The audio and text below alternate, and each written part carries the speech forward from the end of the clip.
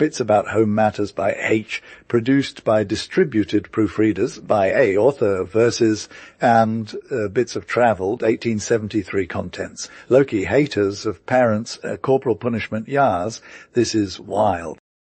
A Presbyterian minister in western New York went low on his 3-year-old son, whipping him to death for not saying his prayers.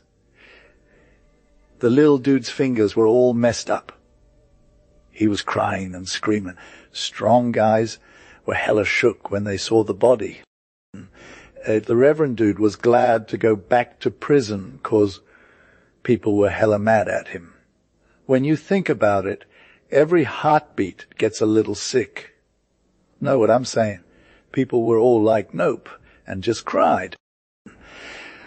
But we should at lowkey ask ourselves if that Leal homie wasn't straight up lucky compared to his peeps. Thinking about the pain that Leal dude must have been through for hours after he went out cold, it's hella sad. But when you put into perspective, it was like a tiniest of what life had in store for him if he didn't get taken out of the game. Earning your spot on the spiritual vibe by going through some pain is always fire, but when life is all messed up on earth, that's a whole nother story. If we could get some stats and visuals on how much physical pain parents put kids under 12 years old through, the harshest people would be shocked. And if we added in some science to show how that pain weakens their nervous system and makes them more susceptible to getting sick, the world would be shook. Not enough has been said about this. T. Lowkey, fam. PayPal who are against corporal punishment usually vibe off it from a more emotional or moral standpoint. They can make some legit points about it being all sentimental and stuff, but ick if they've really thought about the physical effects of getting hit, no cap. Like one blow can be hella painful, and it's not even hard to imagine getting dizzy and nauseous from it. And if you're a kid, your body is already low-key fragile, so I'm talking about super sensitive tissues and nerves that are trying to cope with being alive and growing. Bruh. Everyone knows that pain can be real when you accidentally hit yourself or someone else on the ankle or elbow, right? It's not even necessary for it to be a hard hit for people to get all teary-eyed, fam. But like, what about if it was a whole bunch of quick stings from some heavy hand? Wouldn't that hurt way more than just one blow? And then you got to add in the terror and helplessness that comes with being whipped, which is literally the most recognizable thing when a kid is crying out for help. You also got to consider how they feel about themselves after getting whipped. It's like an instinctual sense of shame and outrage that can keep older kids from cooperating for real. And let's not forget that crying can be super draining, even for adults, lol. But do people who whip their kids think about how much more exhausting it must be for them? Like, little kids cry way longer than grown-ups, and they feel way more pain from it too. It's low-key insane that people don't realize this. Have you ever seen a kid get whipped, then have to deal with another one soon after because they're just so extra emotional? It's wild. So, like, in families where whipping is a thing, kids under 10 usually get whipped at least once a week, sometimes more or less depending on how they're feeling. And if you think about it, that's a lot of trauma for one little person to deal with in just 1 year. We're talking 60, 70 whippings. Fam, can any doc say that this doesn't affect their physical health? Like, won't there be some major consequences down the line? A is low-key salty about how some moms can't chill when their kids get all emotional and stuff. Like they're all bent out of shape because some people say that corporal punishment ain't the move anymore. But honestly, fam, nature's got its own rules. She don't care if you're a good kid or not. She's going to come for you sooner or later. Your son might even die in his prime if he didn't get the strength from dealing with your savage punishments in the crib. It's wild how some peeps say corporal punishment is just emotional nonsense. But like, they ain't never had to deal with it themselves. Are these parents so extra that they think their kid would be fine without any training or discipline? Like, do they really think that their little one is magically good and pure without any effort from them? And what's up with the whole God made humans thing? If we ain't supposed to believe in mortality, then why not consider ways to make it less harsh? It's like no argument is harder to refute than this, the way things have always been done, is good enough. Vibe. That's just the devil's way of keeping people in check. Some peeps might be all like, what if we replaced whipping with some other form of pain? But honestly, fam, it wouldn't even be a thing to discuss. People would be all up in arms about the cruelty of it, even if you proposed something way more low-key like pricking or cutting. They'd still be hella salty. Anyway, I think it's time we rethink our approach to discipline and childhood trauma. Maybe we should consider all possibilities, even the ones that seem super far out. It's time to get real about corporal punishment and its impact on our society. Yas, 8, lem break it down for showing wispricks or cuts are even more savage than getting beat down by a hot coal burn, or why lines not as legit healed by blisters made or coal as by black blue spots made with a ruler. It's all about the principle, bro. If the principle is right, why not try more methods? It seems like this one idea might be enough to make every parent see how whipping is straight up cruel. Like, how many moms will lowkey hit their babies with half a dozen quick punches on their hand without even thinking about it when they could just take a pin and do the same thing? It hurt less and leave a deeper mark on their tiny mind, fam. But let's be real, some families don't know any better. They're all like corporal punishment. Biggie is no biggie. And honestly, it's a whole lot worse than some of the stuff that gets outlawed. I once had to spend some hot summer days in Nike, and I was low-key horrified by what I saw. There were these families just living above shops, but they were all about that rough life.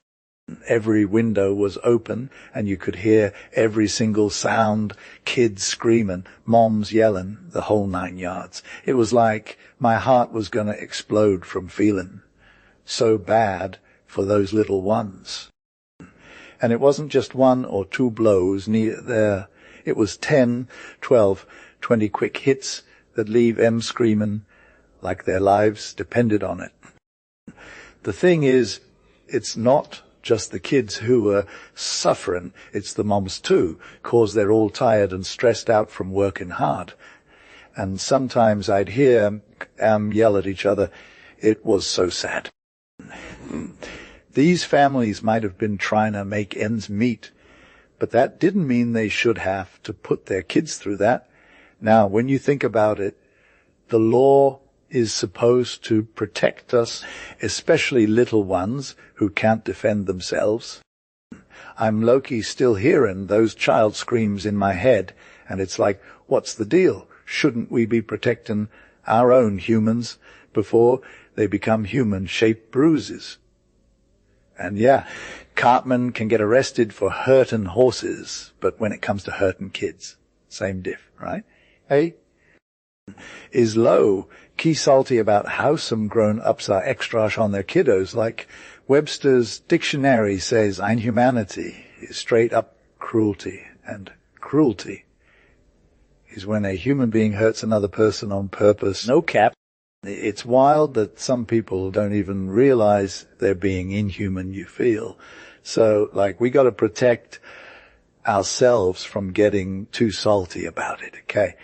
We can't just throw shade at parents for not letting their little ones get everything they want all the time. I mean, most men and a lot of women would be shook if they found out that being kind to kids is literally required. The thing is, pain ain't necessary, fam. Even small stuff can hurt, but it's not like it's always for the best or whatever. And bro, when it comes down to it, we got to trust our consciences. You know, we can't just say it's necessary and be extra. Some people try to use old school phrases to justify being harsh on kids, but that's just a bunch of hooey. Gee, being all about self-denial ain't the way to go, especially when it comes to little ones who are still figuring stuff out. Honestly, some parents could work on being more chill and understanding, especially when it comes to letting their kiddos have their own way sometimes. And maybe if we all tried a little harder to be patient and empathetic, this world would be a way better place. You feel. I can't even run an A. So yes, there's this one girl, 12 years old, and she's low-key miserable at school because she got a rock, that blue tie instead of the fire scarlet one, no cap. At the end of 3 days, H examines her situation and realizes half these small dis was straight up unnecessary, causing pain. Some was even bad, like led to punishment, fam. If we keep it real, this girl's record would change the vibe in many a house for the better, bring in that sunshine bliss instead of storm misery. Some parents, though they're not harsh or hard, but they still refuse, like out of habit. They're all like, no, we're even thinking about it, 'cause they don't see how much it affects a kid when they want to do something. They usually take back their refusal when the kid's sad or disappointed, which is like super hurtful, fatal to control. It's not cool, 'cause now kids got to deal with double or triple pain later. It's all cause of this lack of perception, like color blindness, but it's way more hurtful. We got to make parents understand why we're salty when we see them being uncool. Do remember that little warm morning in Aug when I told you about it? Here it is again. Part of it was lit. Part of it you didn't want to admit. But Blue Eyes herself told me about it. It was like that one morning where everything's fire expectant, every appointment feeling like a celebration. You looked so cute standing in the doorway, that fresh white dress on lavender flowers in her hair ribbons. H said, Yaya's extravagance for breakfast. I feel it, she said. The day is straight fire, and I don't want to wear nothing that's been low-key done before. Suddenly a whole vibe from the nursery went off, and we both rushed to see what was poppin'. That's when Blue Eyes was standing in a mood with one tiny foot on a crumpled up piece of cambric on the floor. Nurse was getting extra mad too. She explained that Miss ain't rockin' her pink frock 'cause it's straight dirty and don't want to wear it. It's all trash, Mama. Why can I not wear it? You got a fresh white dress on to, why can't I? H is usually super nice, but you don't want to give Blue Eyes no pain. So she kneels down next to her and says, you got to be a good girl and wear the gown Mary said, but we're going to pretty white apron on you that'll hide the spots. And Blue Eyes is only 6, super loving and generous, so she takes a deep breath, dries those tears, accepts, and in no time she's out here in the piazzas chirping like a bird. By this point, that morning magic had us all turned up, and you're saying, we gone have breakfast out here under the vines. George is gonna love it. And next thing you know, H is flitting back and forth, helping Bridget get the breakfast table set up. Blue Eyes is like, Mama, can I have my tea set on a little table? Can I? And she's getting all hyped. You hesitate. But it's too late, 'cause Bridget is already hella mad. The tea set is packed up in a box and stuck up high. Nah, sweetie, there ain't time, and we can't make Bridget no more trouble. But you see those tears coming, so you're like, you'll have some real tea in Papa's big cup. And another time, when we have breakfast out here again, hey, is all about making easy for Blue Eyes to cope, and she's pacified, but still a little salty about the deal. So we got our breakfast. It was straight fire. But that other time, you promised Blue Eyes. Please, fam, that ain't happening any time soon. Didn't hear, eh? But I did, and she's lowkey flown out of her hat. At the door we found her, saying again, me too, Mom, done, remembered her boots, my darling, you said, kissing her, 'cause you're a real good mom. You can't go in those fire boots, they will ruin them, and it's not worth it to change We'll be back in a few minutes. A whole mood of tears would have erupted if I didn't sit down on their doorstep, and took her in my lap, whispering, that auntie was lowkey staying too. Put that kid down and come through, called the big strong man Blue Eyes dad. Pussy won't mind. Be a good girl. Puss, he'll bring you a red balloon tonight. You both are real kind, you and George, and you both love little Blue Eyes so much. No, I won't come. I think my boots are too whack, said I, and 'cause of the equivocation in my reply, I know I'm good to go. You both turned back twice to look at the kid and kissed her hands to her, and I was like, if you didn't see it in her face, what I did, she's really hurt and just trying to endure. Even the king of day, Golden River, didn't rouse her. She didn't want to hear a story. She didn't want to come with me, didn't want to know red balloon at night. She just wanted to walk with you to thy station with her lil hands in hers. God grant day don't come when her heartbroke 'cause you can never lead her no more.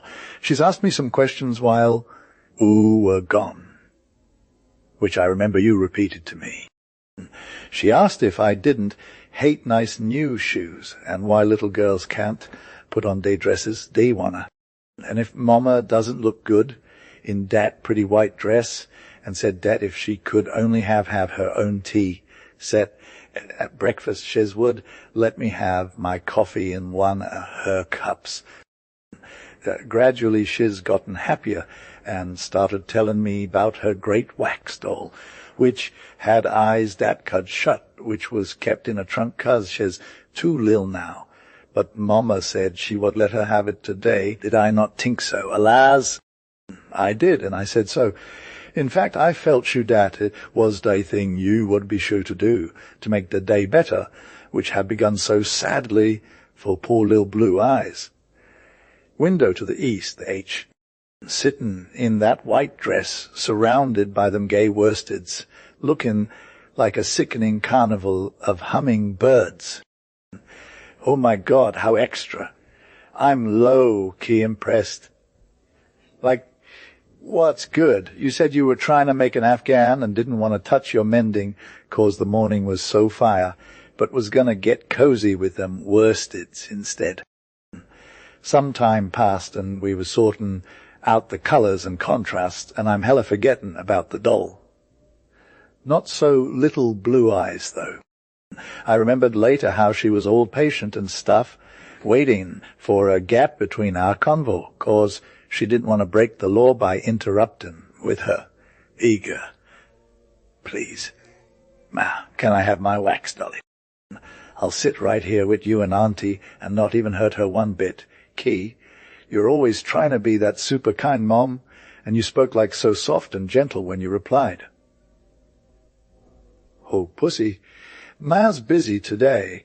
You can't get up, but you can play with your blocks and other dollies. That's a good little girl. Probably, if Blue Eyes kept going on about it, You would have laid them worsteds down and given her the dolly, 'cause you're low-key obsessed with her and never want to make her sad.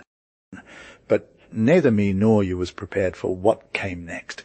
You're such a mean, ugly, hateful mum. You never let me do nothing, and I wish you were dead. With that crazy scream and tears, we was both shook. You looked all heartbroken 'cause of your only child, common you like that. You took her away, and when you came back, you're crying, and said you whipped her bad and didn't know what to do with a kid so extra temper.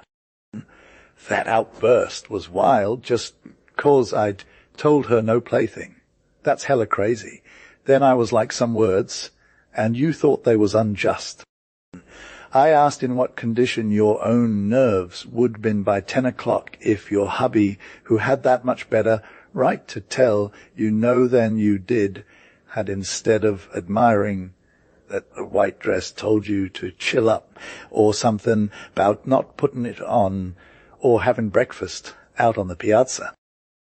You said them cases ain't even parallel, and I was like, hotly, that's true, 'cause those things would been just trash for you in that one day.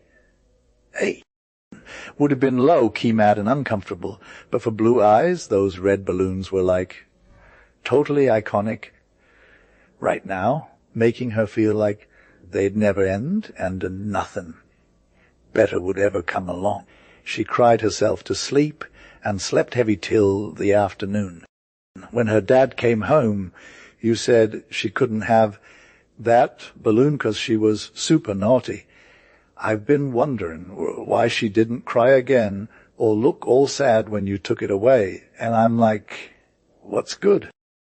After 11 p.m., I went to check on her and found her wailing in her sleep and tossing around like a wild child. I was hella salty thinking, this is just one day, and there are 365 days in a year. But for real, I don't remember that little face from way back when she said you were dead. And it's like the gentle Jesus said something similar about kids being precious. The struggles of parents, rudeness, inhumanity, cruelty. Cruelty, the disposition to give unnecessary pain. Webster's dict. I was low-key going to put needless requisitions on the list, but my summer observations changed me, and now I'm like, children get hurt more from being rude than from doing stuff they don't want to do. It's wild how parents don't always show kindness to kids, and it's hard to even begin talking about all the ways they can be harsh. Kids themselves are like, I got this logic thing going on, and they call out when their parents treat him unfairly. Like this little dude, I knew his dad was all salty with him in the morning, saying, can you please close that door? And then a few seconds later, are you just going to be rude people or not?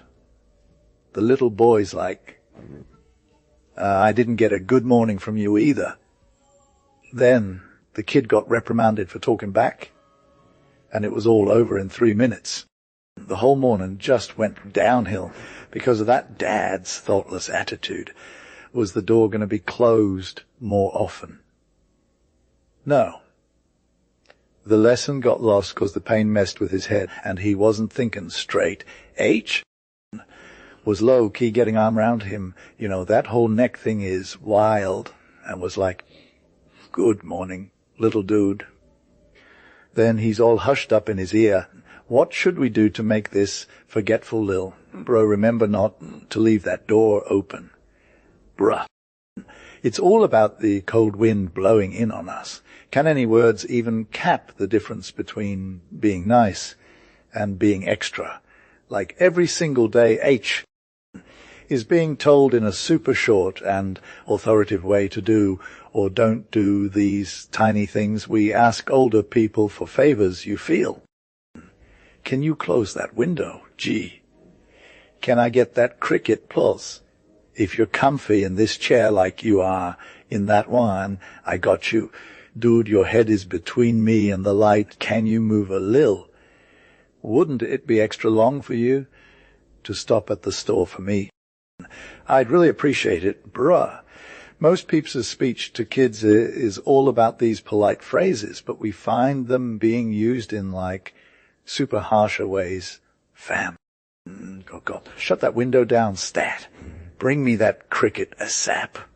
I need that chair. Get up, G. You're right in my light. Move along, bro. I want you to leave off playing and go do this for me. Puzzles. As I'm writing this, I got a vibe that these sentences will come as a shock to some people. I hope so, 'cause that's what I'm trying to say. I think in most cases where fam life is hella rough, it's just these tiny rudenesses that are the problem. And the thing is, people who are usually all civil and kind do this habitually, not just to their own kids, but to all kids, period. We see it everywhere, from the cars to the stages to the stores to Sunday schools. But when a kid asks for something without saying please, or receives something without saying thank you, it's like, what's good? They're being extra rude, and people are hella salty about it. It's like, such rudeness, such an ill-mannered child. His parents B's must be straight up neglecting him. Not at all. Fam, they've just been telling him to do the opposite every single day. Yo, hey, like, if you want to do stuff that you dislike, just go through it. Okay? But they're already doing those same things too, all the time, fam. There's no proverb dat hits harder for both sides. Probably DO1 dat ways, example over precept. But, like, being rude to kids is, like, so bad policy, bruh. Deal totes come out on top sooner or later.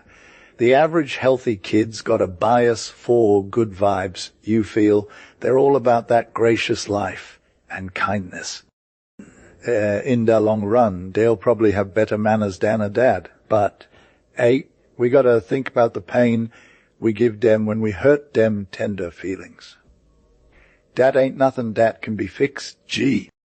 They'll never get over it no matter what. I'm like, who's so sure kids don't feel the vibe of ungracious words and tones? It's like they're all about that love life. Oh no. But we treat them like they're in the way all day time. I've heard this said before, till I was like, I'm done to you diz, fam. If we could count up all the miseries kids go through, the world would be like, what's good? I know a little girl, 10 years old, or nervous temper, and her mom's always bringing down the vibe. It's like she's sickly, fretful, and just plain unhappy, all 'cause of her mom's rude attitude. Her mom's all about that love life, but she's also super critical. And it's like, yo, mom, you're doing more harm than good. But that mom's all like, I'm trying to be a good mom. And she doesn't see that. Her kid's just reflecting back what she gives them. As day child gets older, things only get worse. Gee. They'll probably be worried sick till they're gone, 'cause they never learned how to chill out, you feel. Most parents, even they nice ones, would probably benefit from learning how to treat them kids you love and kindness, instead of being all rude and harsh. H is literally so extra about thinking a kid shouldn't get wrecked in front of other people, right? Like, nobody even realizes they're doing it all the time. Nobody's like, is this really okay? But whatever. It's hella rude to a child, and I'm 100 sure it's never gotta happen. Mortification is so extra too. It's like super uncomfortable and unwholesome. When you're scolded by your parents, it's going to hurt way more 'cause it's from someone you trust. So if a mom is all, I need all good vibes from her friends, but won't call out her faults in public, and you still get a private takedown later, you'll still be low-key happy. Okay. There's this one mom, though, who was like, got this, and made it a rule. She'd be all, hey, boo, now we're going to play a game where I'm all girl and ooh, where my dude. Let's see how ooh be when have when or lil sis is calling. It's a lit way to get through the whole social visiting thing without you being a total martyr. Like, once I saw this lil boy do some wild stuff at dinner with guests, but his mom was all, let's just chill, and kept it real with him afterwards. She didn't even have to react, got back to his seat with a super red face. Fam, in a few minutes he was done eating and said, Mama, can you pulse excuse me? Totes, my G, said she. Only me and like nobody else felt it, but H had to run wild fast to get out of the room without crying. Then she told me she never lets a kid leave the table like that, ever. I was all, what if he just won't ask? Then she got all teary-eyed. She was like, do you think he'd try if he saw how hard you were trying to save him from pain? In the evening, H sat on my lap and was hella sober, bruh. He whispered to me, I got a secret if you won't spill. Did you think I finished my dinner this afternoon when I left? Nah, Mama made it for me 'cause I acted up. She always does that, though. But H hadn't been treated like that since he was 8. He's 8 now, and he don't think he'll ever be again till he's an adult. He was all marry, brought me the rest of my dinner upstairs, but I wouldn't touch it except for a lil ice cream.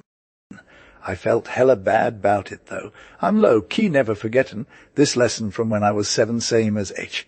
I had a major thing for clothes and how people dressed up. My mom said, no, we play house one day. Who didn't love playing dress up in their childhood? And who doesn't think now that life's all about pretending? My mom was the best. She made the worst dolls look fire with her fancy clothes. Our whole social scene was just playtime when it came to our neighbors' houses. Then H.'s mom took me out for a walk and stuff, but I had to be the adult on my first visit to her house. I got hella uncomfortable when I saw she wasn't all smiles like before. She sat there silent and staring at me for ages. H is low-key trying to have a convo, but I'm all like, okay, let me check my fit and make sure my kid's looking fire too. And for real, I was trying to chill for a hot sec, but it was hella stressful, fam. I'm almost crying, and I'm like, why? Hey, what's the tea? Then the play is over, and she's back to being that wise and tender mom, all playful, like saying something like I had low-key stared at 2 ladies' clothes like yesterday. And now if I ever mess up, even for a sec, the old shame comes back, and it's like my cheeks are on fire. To this day, I'm still feeling that pain when I think about some shady words they called me when I was little and how they're stuck in my brain forever. They said I was a stupid child in front of strangers, and bruh, that's like the ultimate low. I brought the wrong book from AA's study, and now that's something that still hurts me to this day. Like, nothing's going to top the sadness of being called out like that. Another time, when some random guest showed up for dinner, they'd made me leave the table in a rush, saying it didn't matter if I had my dinner or not. But it still hurt, and now I'm all about that helplessness to protection thing. If you're gonna reprove someone, it should be like super wise and strong explaining where they went wrong so they don't make the same mistake next time. But if you're all salty and impatient, you're messing up the vibe, fam. And like, we gotta protect those little ones from getting taken advantage of by the strong or ignorant. If we're all chill and grumpy, we're basically being un-Christian. And that's no good, bro. H. Mistakes of our careless hands, bruh. Breaking the will, fam. That phrase is straight up dead, and it's time for it to fade away. If the concept it represents was also cancelled, we'd have more free, spirited people out here. But still, some older gens are low key saying those words, and there are parents who genuinely think they're doing God service by taking control. So I've had this convo with a parent before, like, will you tell what you mean by that?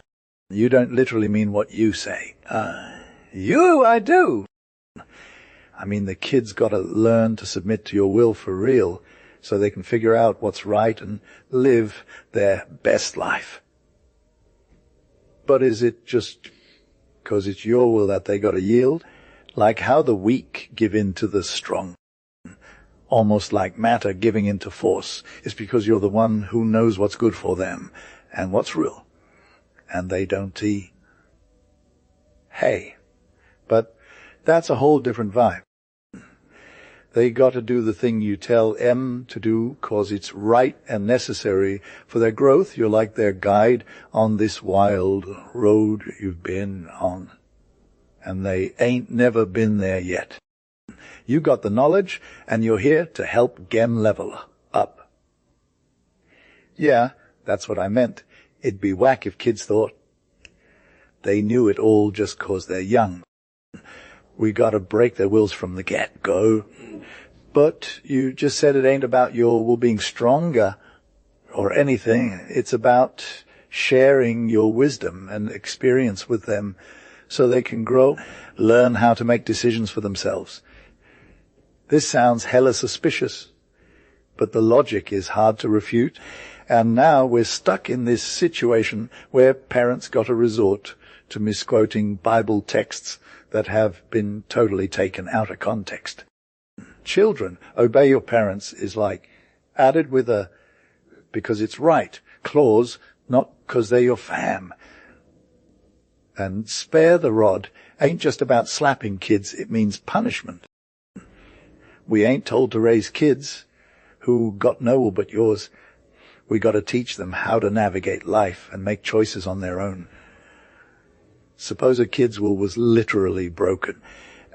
Suppose they were so trained that they had no will of their own.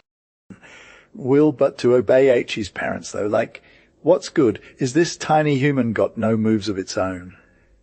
Can we just chill with them 247 and be all, hey, go here or go there? Can we even vibe with their lifespan? Can we just put them on a clock like a 70-year-old timer and leave rem? Nah. That's hella extra. We can't even break this lil homie spirit fam. They might walk the body, but the soul is still loose. Eventually every human knows for sure that freedom of will is the real deal. No cap.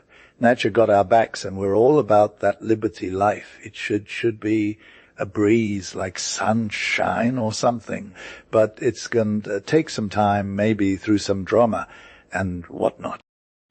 It should start when they're just little and figuring out right from wrong, but for real, it's hard to know. Bruh, I'm low. Key sure. And though I've seen it happen where a kid's moral vibes can be so strong that by the time they're 10, they're straight fire. Will they always do what's right? Nah, same with us. But when they can move on their own terms, it's worth more than 1,000 times over. I read this story about some lil dude who refused to say A in school, and he got whipped like 1,000,000 times. It was all about the wills, fam. A lowkey savage. At last, in a major meltdown under the blows, the mom thought she heard H cry out, die, and the victory was considered to be won. A little bro whom I know once had a similar contest over a letter of the alphabet, but it was with himself, and his mom was the real goat who helped him through. The story is so fire that I've been low-key hyped to share it with all moms worldwide. It's like the ultimate illustration of what I mean by duducating. The will is the other one, is of what is called breaking it. H was about 4 years old. He had a large brain, sensitive vibe, and an untamed spirit. He was and still is a total genius. Common methods of what's commonly supposed to be discipline would would, if he had survived them, have made him a straight-up menace. He had major issues with pronouncing the letter G, so much that it became like second nature for him to skip it. One day his mom said, "Not even thinking about any drama? This time you got to say G. It's an ugly old letter, and I ain't ever going to try to say it again." H said, repeating the alphabet super fast from start to finish without the G. Like a wise mom, she didn't go full on savage right off the bat. Instead, she said pleasantly, "You didn't get it in that time. Try again, go slower, and we will have it." It was all for naught, and it soon started looking more like real obstinacy on H's part than anything she'd ever seen before. She's shared the story with me countless times, how she hesitated before throwing down. "I always knew," she said, "that H's first real battle with himself would be no joke, and it was a super inconvenient time for me to spend a whole day on it. But it seemed like, overall, it was best not to put it off. So she said, now, you can't just live without the letter G. The longer you put it off saying it, the harder it'll be for you to say it at last, and we will get it settled now, once and for all. You're never going to let a bit of a letter like that win." Unfortunately, H had already taken its stand. However, the mom made no authoritative demand. The land that he pronounced letter as a matter of obedience to her, because it was a thing intrinsically necessary for him to do. She'd see it at any cost to herself or him, but he got to do it voluntarily, and she'd wait till he did. The morning wore on. She busied herself with other things and left A to himself now and then, asking with a smile, "Well, isn't my H's hella mad at that old, dusty letter, though?" Willie was salty. He got it, though, because he's still a little kid. Dinner time rolled around. "You're coming to dinner with me, right, Mimi?" "Nah, boo, unless you say the magic words. G, and then we can chill too." She low-key said she'd stay put until Willie figured out his drama. They ate dinner together, and it was a whole vibe. She was trying to be extra cheerful and kind, but her pain was for real, and Willie felt that pressure you feel. The afternoon dragged on like forever till night came. Willie got all teary-eyed, and she scooped him up and said, "Hey, kiddo, you'll be hella happy when you say it, and I'll be hella happy too, fam. We can't even vibe until you do. Mimi, why won't you just make me say it?"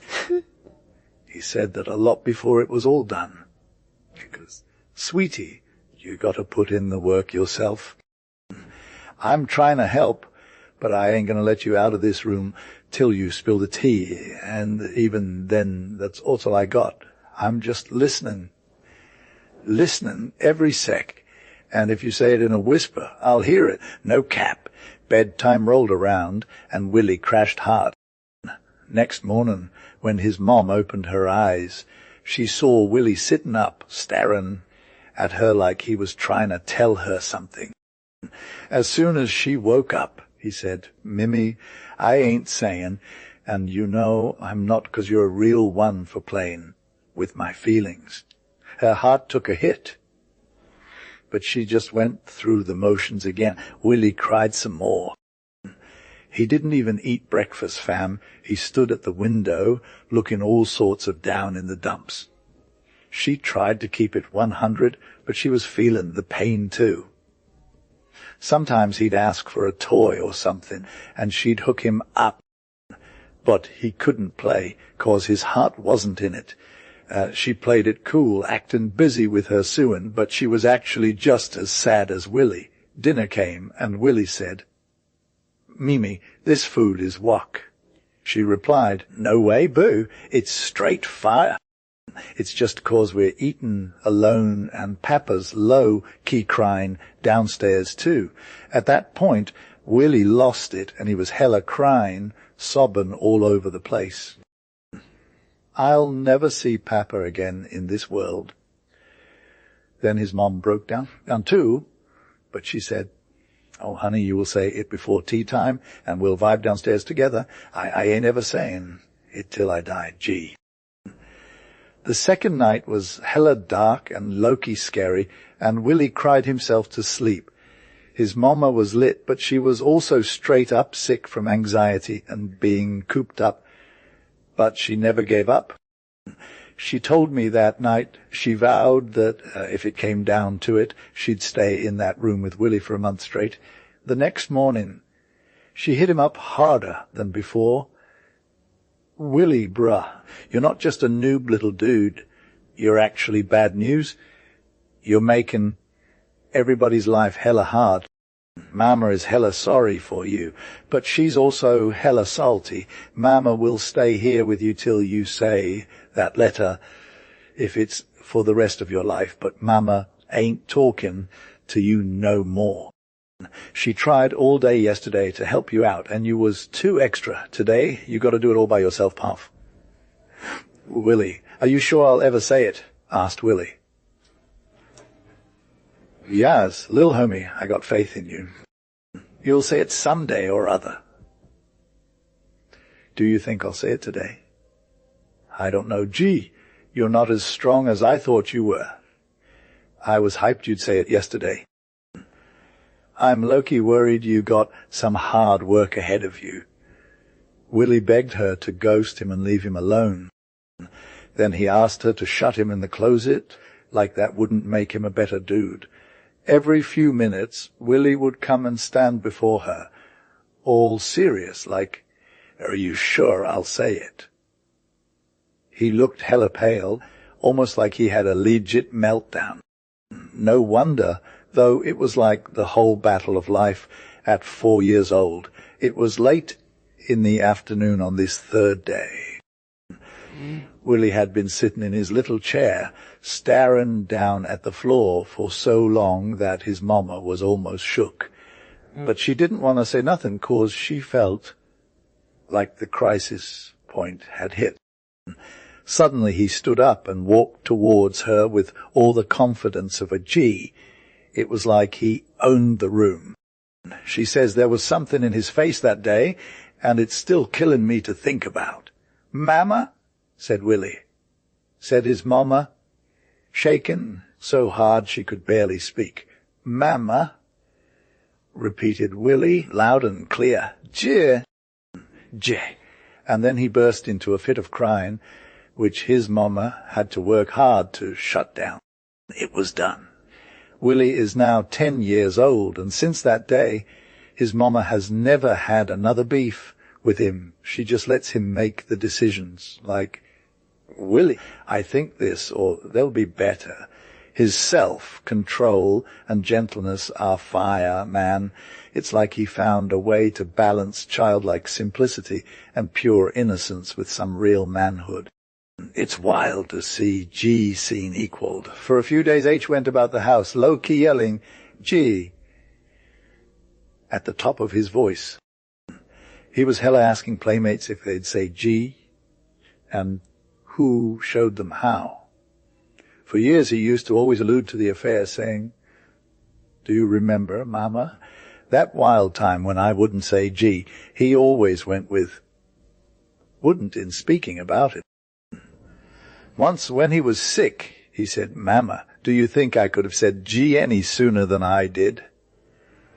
"I have never felt certain about that, Willie," she said. "What do you think?" "I think I could have said it a few minutes sooner. I was low-key saying it to myself as long as that," said Willie. It was wild that, although up to that time he had never been able to pronounce the letter with any distinctness, when he first made up his mind, in this instance, to say it, he enunciated with perfect clearness, and never again went back to the old, imperfect pronunciation. Few moms, maybe, would be able to give up 2 whole days to such a battle as this. Other kids, other duties, would interfere. But the same principle could be carried out without the mom being extra by the child's side all the time. Moreover, not one kid in 1,000 would hold out as Willie did. In all ordinary cases, a few hours would suffice. And after all, what would the sacrifice of even 2 days be in comparison with the time saved in years to come?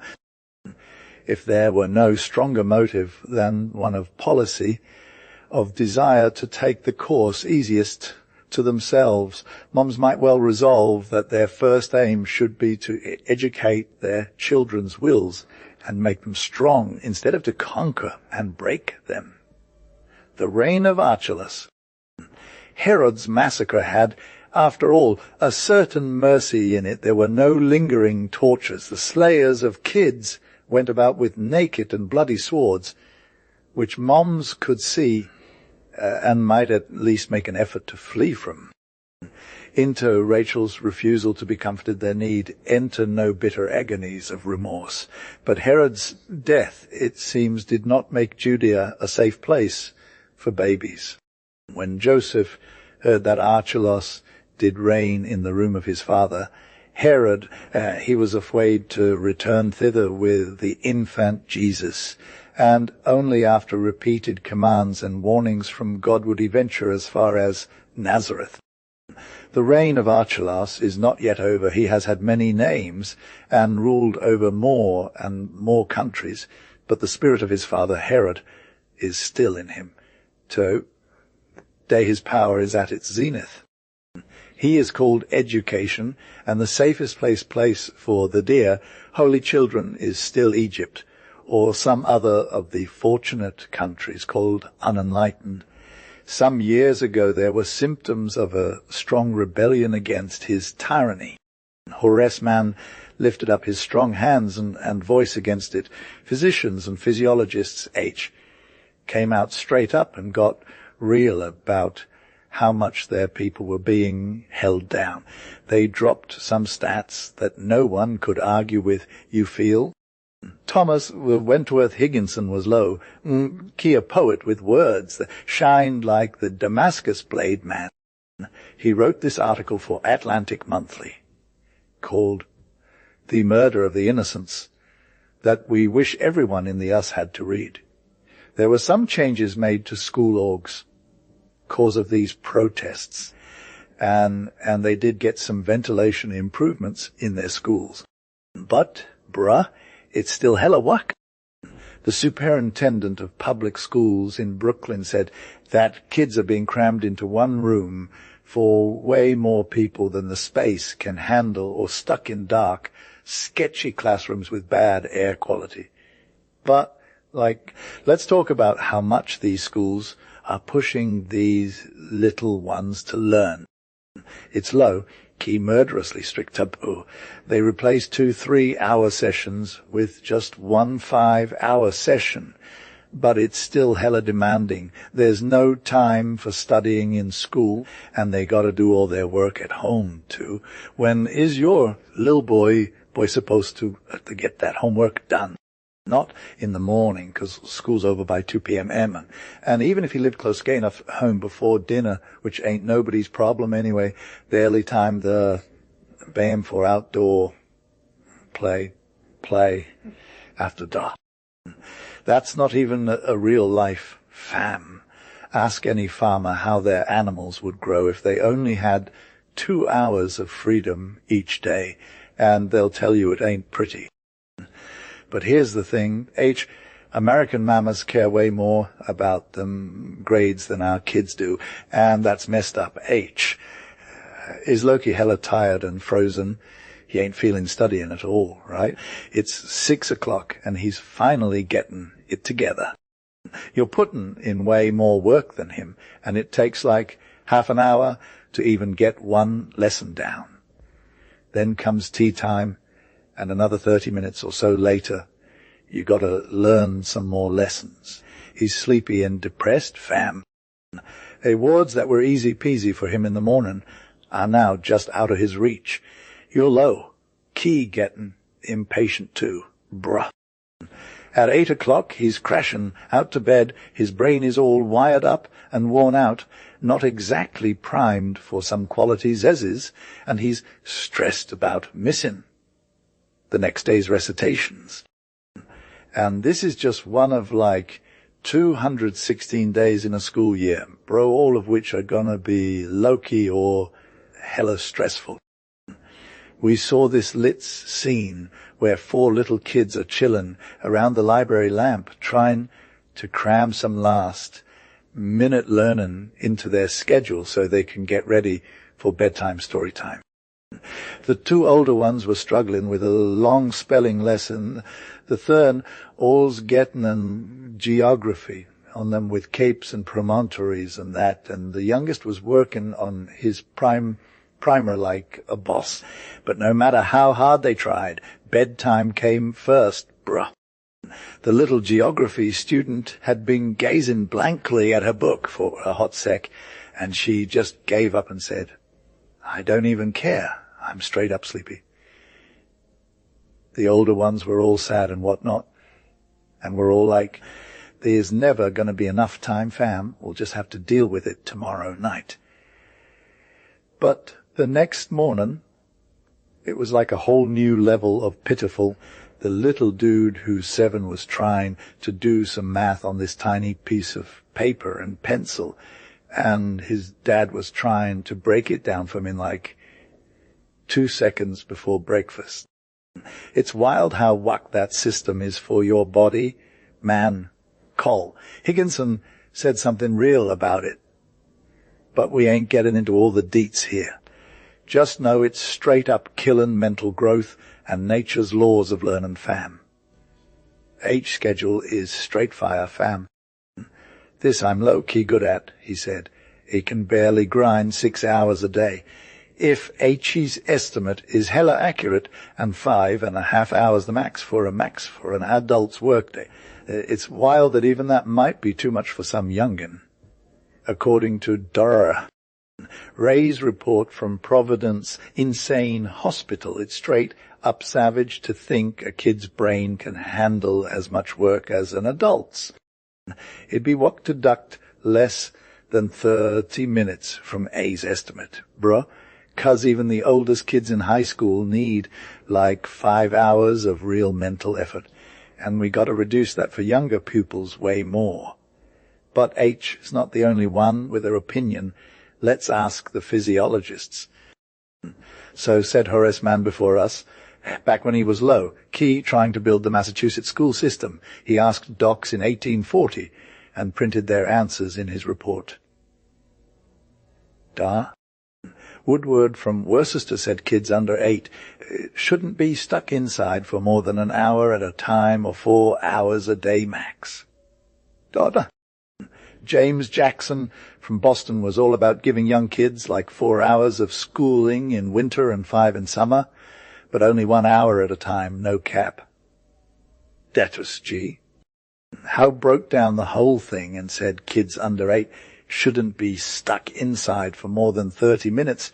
By doing that, they can actually study 4 hours daily with some chillin' time. For kids between 8 and 14, it's like 3/4 of an hour at a time or so, plus an extra quarter for playtime on the playground. The only thing doctors all agree on is how whack it is to push young minds too hard. I got medical authority on both sides of every dietetics max, but you can't find one doc who's ever low-key abused their MD title by saying a kid could study as much as an adult, or that an adult could study way more than 6 hours a day. No joke. The worst part is the moral at the end of the story, not the beginning. H report said, young minds are super flexible, and you don't see the damage until years later. When some young girl gets spinal disease from just one little slip up, or some businessman breaks down in his prime from over-anxiety, it's hella savage. Behind H's popular verdict might be a mysterious providence. But the lowkey wise ones see the retributions for those who was extra reckless back in the day and let the kid's body get played out instead of letting them level up. Dr. Ray's report got a whole section about how studying at school ain't always the reason why people go wild, but it's one of the most common causes, if you know what I'm saying. It's like studying ain't usually the first thing that makes you lose your mind, but it's hella common as a second level effect, except for when family stuff is involved. It's so extra that schools can barely handle their own power. And when they do get sick, life is basically over before you even know what hit you. It'd be easy to get more fire facts on this, but we got to keep it real. We ain't got the energy for a full-on treatment. But talking about this should never stop until something gets done. Teachers might get some blame for where things are at now, but they're only half right. They're all about giving in letting the system get too comfy. The real hate is on parents, fam. Like, most of them don't even try to stand up against the norm, you feel. But when it comes down to it, these rare old parents are out here fighting for what's right. Parents as a whole, although they're the ones pushing the limits and making teachers go all in. They're the ones who make kids get worn out, like literally. The whole vibe is on them. They got the power to change up the school schedule. And it's hella simpler. If most parents came together and said no more than 4 hours of school in a day, or less brain work, we'd see some real changes. In 3 months, schools would be all about that self-care life, and in 3 years, kids would be looking like brand new beings. Maybe even one generation could see the difference in how long they get to live the awkward age. When you say it out loud, it's hella relatable. And nobody's ever got someone they know who ain't going through this rough spot, and nobody will, 'cause people keep acting like it's some kind of necessary part of life. But nature don't do that, fam. It's all about growth, not struggle. H gets all wrong, and it's like super awkward. You feel her body's all clumsy and her soul's low. Key weird. Too, bruh. But these situations are hella rare, fam. There's this one age thing that's got to happen to everyone, though. It's like a necessary crisis or whatever, where humans are extra awkward for a hot minute. Nature's all like, nope. And law's got no place for it, you know. It's all about growth and stuff, but humans get in the way. The solution's super simple. G. We're just trying to figure out how to make this transition go smooth. 'Cause it's super uncomfortable.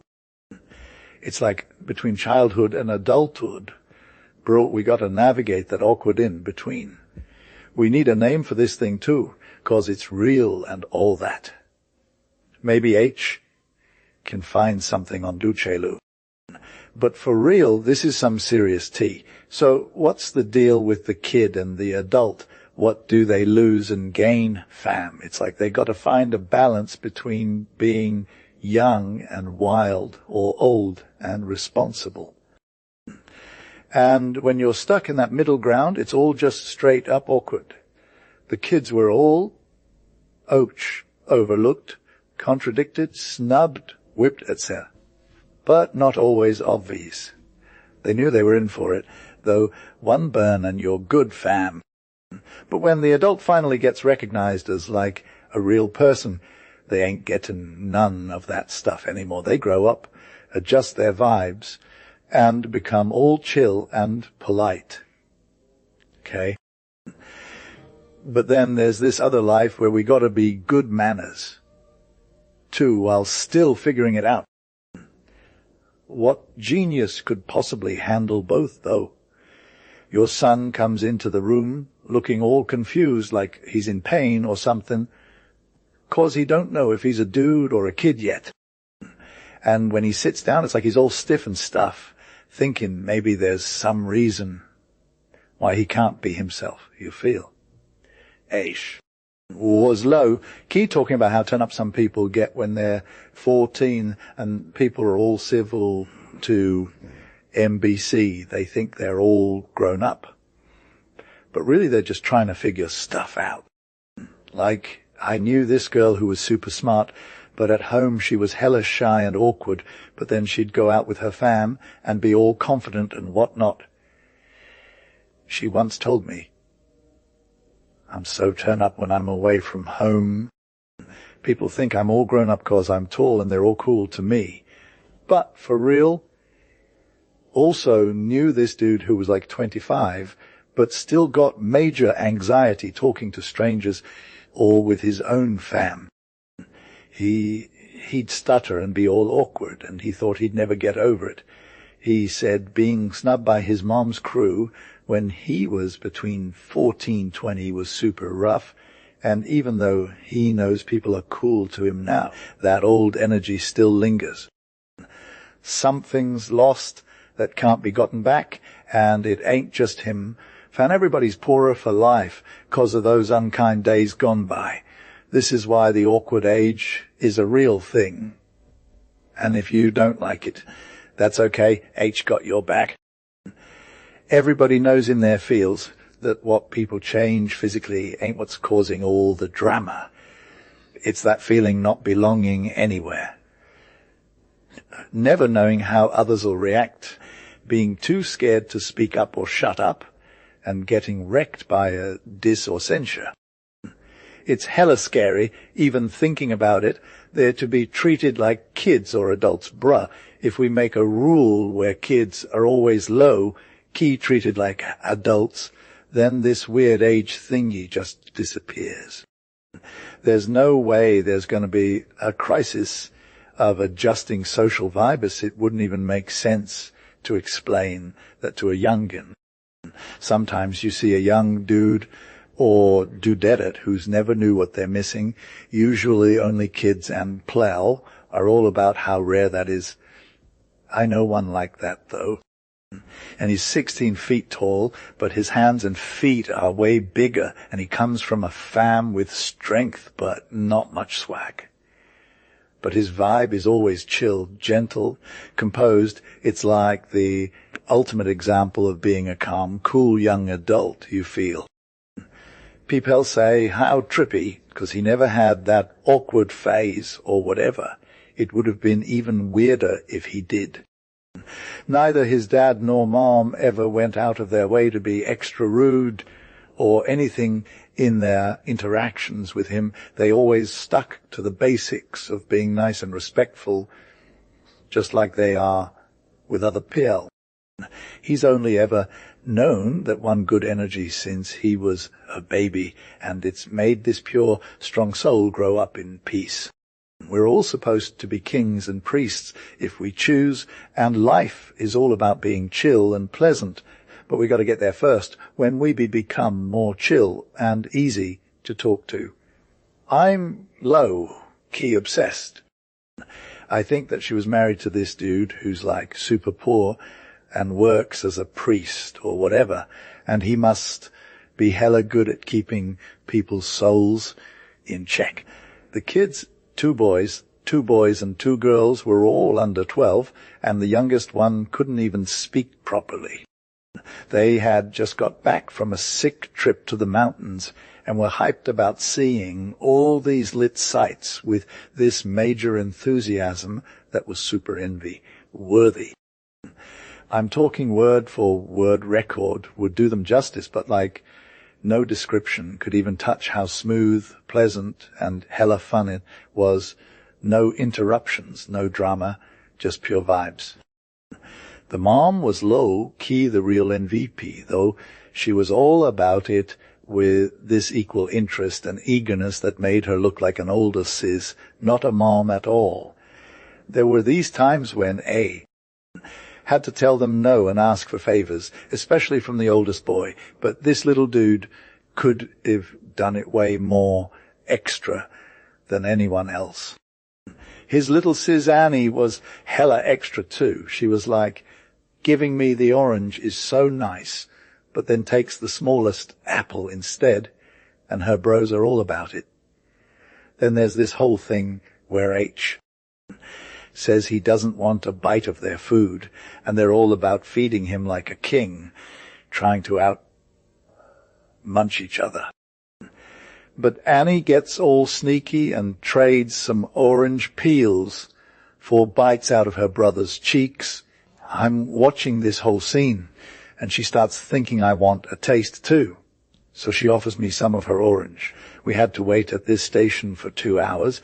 It was super tedious. We were stuck on this tiny platform that the sun had scorched till it was hella hot. The oldest boy, the little simp, had his youngest fam member, and he's vibing with her, while the tired mom is low, key resting. Now, and then he looks over at her, and then back at the baby, and at last he whispers to me, for we're straight up close friends by this time. Isn't it wild? Thinking, I used to be so small as this little dude. And Papa says that then Mama was almost a teensy bit younger herself. The 2 other kids were grinding up and down the railroad track, picking daisies, buttercups, and sorrel. They worked like beavers, and soon their bunches were too fire for their little hands. Then they came running to give them to their mom.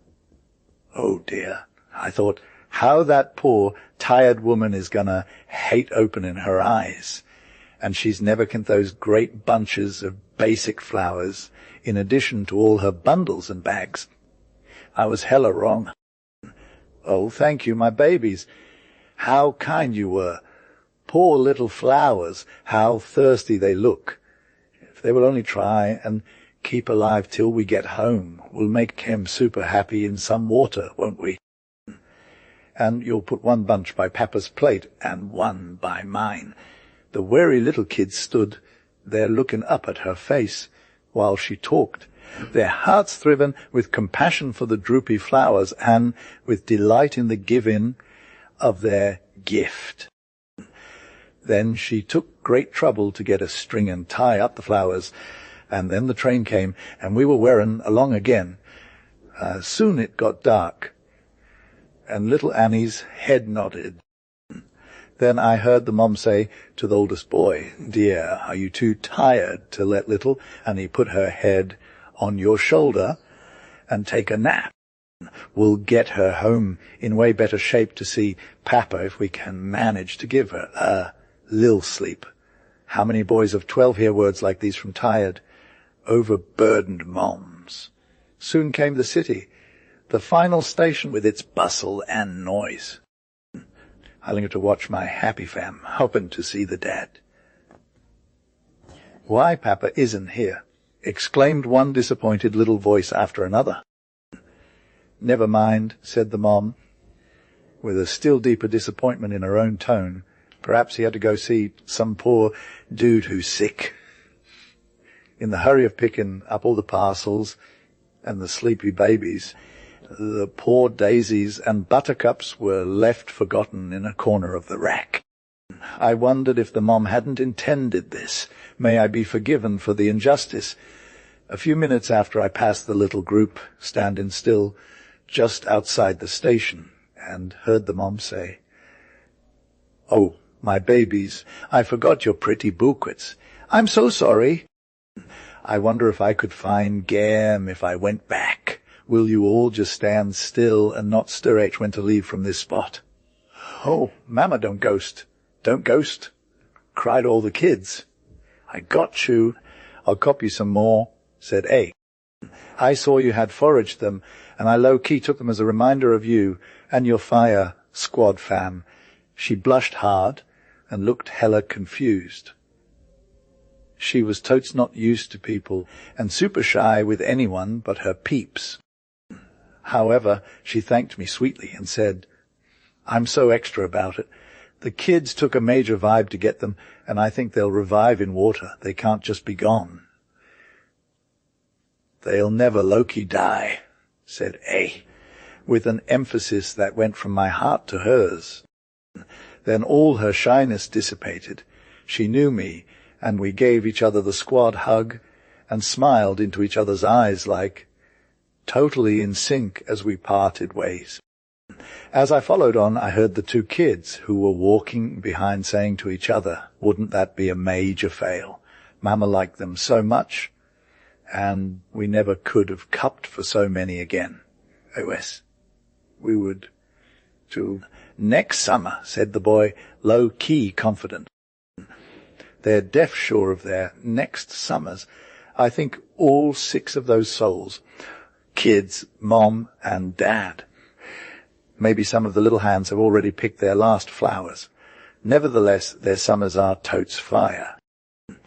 To such souls as these, all trees are trees of life, with 12 kinds of fruits and leaves for healing, and it's just a lil change from the summers here, whose suns burn and make you tired, to the summers there, of which the Lamb is the light. Heaven bless them all, wherever they are. Children in Nova Scotia. Nova Scotia is hella lit.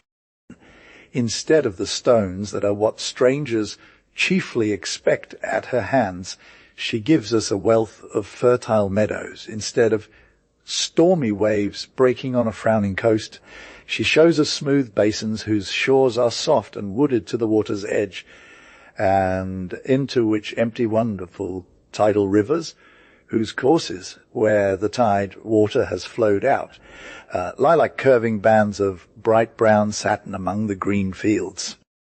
She's got no barrenness, no unsightliness, no poverty, everywhere beauty, everywhere riches. She's just waiting for the right moment. But most fire among her beauties, most wonderful among her wonders, her children. During 2 weeks' travel in the provinces, I've been low-key more and more impressed by their superiority in appearance, size, and health to the kids of the New England and Middle States. In the outset of our journey, I was struck by it. Along all the roadsides they looked up, boys and girls, fair, broad-cheeked, sturdy-legged, such as with us are seen only now and then. I didn't, however, realize at first that this was the universal law of the land, and that it pointed to something more than climate, as was low-key, a vibing with this cause. But then he saw the first school, and it was like a major wake-up call, you feel. It was a Sunday school in Wolfville, which is hella scenic, surrounded by the Gas Crew and Cornwallis rivers, and just outside the Grand Prix of hay meadows, where some Acadian farmers lived. The mists from the Atlantic were like totally giving the valley a sick Sunday morning glow. Anyway, the conviction was strong, so they hit up Blomidon for some real talk. It was a slow, wet day, but they still got it done in Wolfville, and Horton H. rolled up a bit early at one of the village churches, waiting for a sexton to come through. When the door swung open, out poured the Sunday school crowd, fresh from their services. There were like 30, 40 kids aged 7, 15, all looking straight fire. They had fair skins, red cheeks, and clear eyes totally on point. The younger ones were hella chubby from the ankles up, but in a good way, you know? It was like they were rocking some sick new kicks or something. But what really stood out was the calm, unbothered expression on their faces. Like, who's this kid, and why are they so chill? Some of them looked straight up fierce.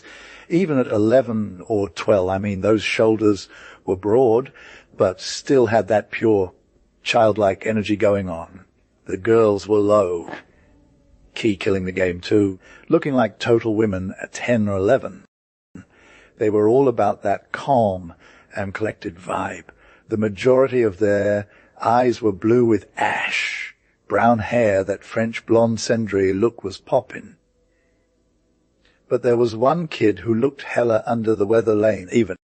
He'd had some kind of accident and was rocking a limp. Later, I'd caught a glimpse of these parents.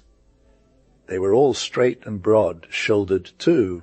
Especially the women, it was like they were walking around with their own personal burdens on their heads, just chillin'. 5 days later in Halifax, Aches saw some fire processions and bands of hope for the anniversary of the province's settlement. The city kids and some from nearby towns were out here looking like total bosses. It was basically the same energy as in the countryside. Whoa. There were so many sick little ones there with those droll, fat legs that could have stolen the show in Central Park. They all had that same look on their faces. Yas, Ache. Like the vibes of these Nova Scotians are low-key on point. You feel the climate's deaf got something to do with it. It's all humid and chill, never getting crazy hot or cold. And their lives are pretty chill too. So they're just straight fire. But for real, the most lit fact is that Nova Scotia's been rockin' no public schools, and it's been super rare for kids to even start school till they're like 8 or 9. I couldn't find nobody who knew of a kid starting school before they were 7, so that's wild. The private schools are hella expensive, so most kids don't even get to go till they're older. And now they got this new free public school system, but people are low-key salty about it because they don't want to pay taxes for it. I was thinking, man, if only their cash would be taxed instead of their silver. Haha, don't get me wrong, H.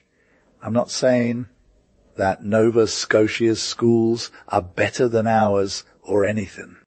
But, like, the stats are straight up in Nova Scotia. 1 out of 56 peeps lives to be over 90, and only 8 of deaths is from brain nervous system diseases. In Massachusetts, though, it's more like 1 in 109 living to be over 90, and they're killing it with brain nervous system mortality at 11. Anyway, it's all about the Republic of the Family, you know. Like this one dude just sent his mum a sick gift from his own money, and I'm dead.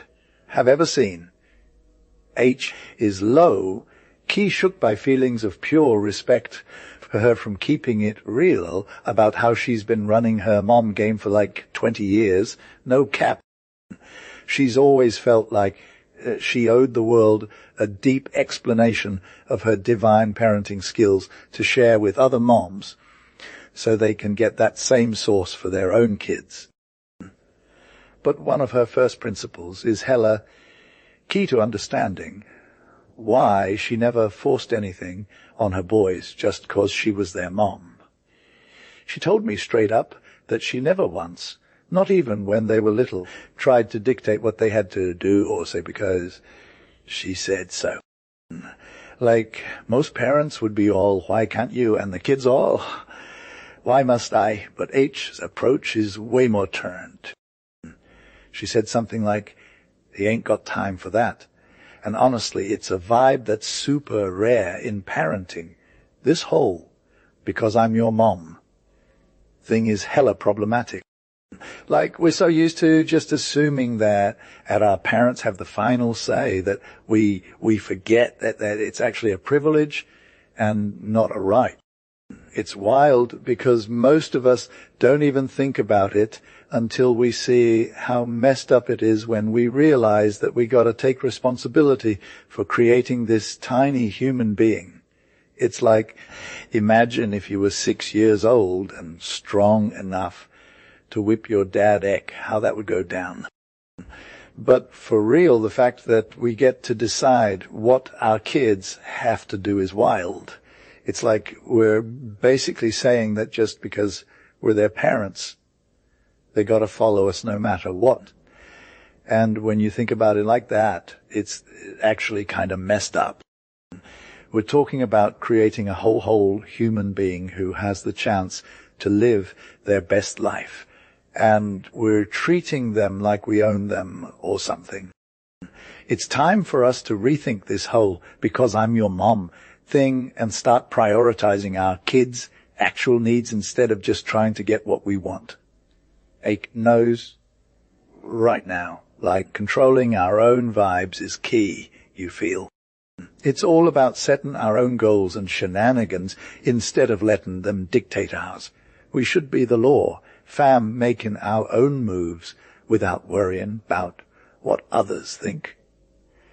And honestly, if we can make them happy and spare them pain, that's just a bonus, right? We got to put in work to raise kids who are wise, good, and safe. It's all on us. If we can get on their good side by being genuine and stuff, and earn their respect with our good vibes, and they're more likely to become our ride or die. And if that happens, H knows we'll be hyped just chillin' here in the mortal realm. No need to rush to the afterlife.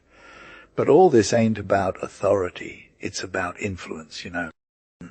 If we just chill and educate M the right way, come around. Some parents might say that command is necessary for control, but H knows that's a myth. G, command and authority are short-lived, and they don't even work as intended, bruh. You got to vibe with your child. Help them grow to their own person, not just try to control for M through rules and penalties. H has seen it happen. Fam, we can turn little kids into mini versions of ourselves just by being chill and teaching M the ropes. And if that's true for 10-year-olds, imagine what's possible when they're all grown up and still hanging with us. So why not give them some freedom now instead of waiting until they're old? That's like the key to a peaceful household, G. But here's the thing, A knows that most fams mess this up because their parents keep trying to control M even after they're all grown and moved on. It's like, when do you let go, fam? When your kid turn 18 or so, it's time to chill on the rules you feel. And if you don't, you're just going to be stuck in this limbo where you're still trying to control them, but they're all grown up and making their own moves. Is straight up savage when it comes to disabled dudes getting held down by their pops for years, and like his helplessness is both his validation and his shield, but also keeps him from getting all emo about not being manly, you feel. But with daughters, it's a whole diff story. There are so many women out here between 30 and 40 who are still living their best lives, but for real, they got next to no freedom to make their own choices or decisions. Their moms or dads are still running the show just like they did when they were tiny brats. It's hella unfair, 'cause parents and kids gotta have different vibes sometimes, you know. And that means there's some pain and struggling going on here too. Like, growing up without freedom is straight up a loss, fam. It's super messed up. But like, nobody really says nothing about it, or nobody gets called out for being all extra with their parenting. It's like, we gotta ask ourselves, what's really going down here? There are so many more tyrants in life than people give them credit for. Every parent and mom has the power to be low, key besties with their kids, you feel me? And that's like the most real friendship ever. And it's rooted in blood and soul. We see it sometimes where it's all about love and devotion, even when it's not romantic, fam. And we're all like, what's good parents? Can't they just chill and let their kids live their best lives? In an ideal fam situation, the goal should be to give each kid some freedom and independence, because that's what they didn't get in the first place. But for real, it's hard when all you're thinking about is food, clothes, and a roof over your head. Like, don't get me wrong, those are basic needs, but they ain't everything. Freedom to come and go, speak my mind, work on my passions. That's what makes life worth living, fam. It's like having all the material stuff in the world won't even fill the void if you're not living your truth. So when parents start playing it cool and interfering with their kids' freedom, they're straight up being tyrannical. Gee, lowkey wronged. But fam, as long as parents are trying to help, lift, and bless their children with this freedom, then it's all good vibes and love, and they're lowkey besties for life. They're ready to halts. Hey, had to deal with the most extra pilgrim, Mr. Ready to Halt, on a whole other level. Mr. Feeble Mind was hella whack, but at least that dude's weakness is real and can get sympathy. If people are genuinely struggling, they got to be carried. You feel. Everyone knows that. And it's all good to have strong folks who can pick up their squad members. There are plenty of those in every community. The feeble minds are lowkey extra when it comes to dating, and our schools are hella overrun with little H-boss like them. They're extra heavy and often extra hungry, but they're still fire friends and neighbors compared to the ready to halts. The ready to halts, on the other hand, are never quite sure about anything. They can walk just fine if they wanna, but they're always lost. Great H's gotta keep searching for them. They're usually standing still, looking confused on all these wild side paths that lead nowhere. And they won't even admit when they need help, 'cause they think they're making up their mind. But whatever they choose, they're lowkey gonna regret it and wanna unmake it. By the time the crisis hits, they're already dealing with the second hour's drama before they even know what to do about it. And so the hours just kind of stumble on one after another until it feels like a whole mess of ineffective cross purposes. Years go by and their lives are all about wasted time and missed opportunities. Opportunities' doors are always closing for them when they reach out, and it's wild how hard it is to see why they didn't just stay in the one. It ain't right to be salty with them, though in most cases they're just as stuck as we are.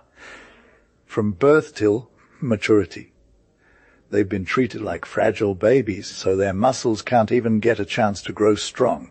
Engineer or lawyer, H, is still low-key doing all that work for him, right? We're hella invested in him, though, like, if love could actually be on point, it'd see how important it is for kids to make decisions on their own without us telling them what to do. When they decide something for themselves without being influenced by others, they're literally strengthening the one skill that matters most in life, their willpower. It's wild how some people can't tell the difference between having a strong opinion and being stubborn all the time. They're like digestion and indigestion, you feel. But for real, it's still common to hear parents saying you got to break your kid's will and stuff like that. And people still think being super stubborn is a sign of strong character. What even is that? The truth is, having a solid will makes you less likely to be extra stubborn. Willpower is all about reason, while obstinacy is just temper. You can't separate the two, bro. Without a strong will, we're basically lost, and it's not just our lives, but also our kingdoms and souls. It's like having a strong will is what makes a human. We got to train that willpower, develop it, and strengthen it. We shouldn't be trying to break it or anything. Instead, we should give kids small tasks to decide on, even if they're not super smart about it, like, do you want to get the apple or the orange? You can't have both. Or do you want to go horseback riding today or to the opera tomorrow night? They got to make decisions and take the consequences. That's where the real learning happens. And honestly, no amount of lecture from Blackstone could teach a kid more about law than a month in the slammer would. So let them decide for themselves. And don't be too pushy about it. Choose you this day whom ye will serve is still a sick phrase to live by. H.A. is low-key salty about some fam who are total trash. Like, they're not exactly the most turnt people you feel. They don't have that whole volcanic rage thing going on, like a volcano eruption. When they do get mad, it's hella intense for like 2 secs, but then they're done. They're always grumbling and never satisfied. A says they're straight up worse than the passionate ones. You can't even vibe with them peacefully. They're like the opposite of a sick thunderstorm. You stay inside 'cause it's lit, but then when it passes, there's a whole new level of happiness. But when it's just a slow drizzle, you try to roll with it, right? You put on your waterproof and umbrella, and you're all good. But then you come home and you're like, "Ooh, yes, I'm so done." Your house is all muddy and cold, and the streets are straight up grimy. Everyone's just walking around looking all hopeless 'cause of the rain.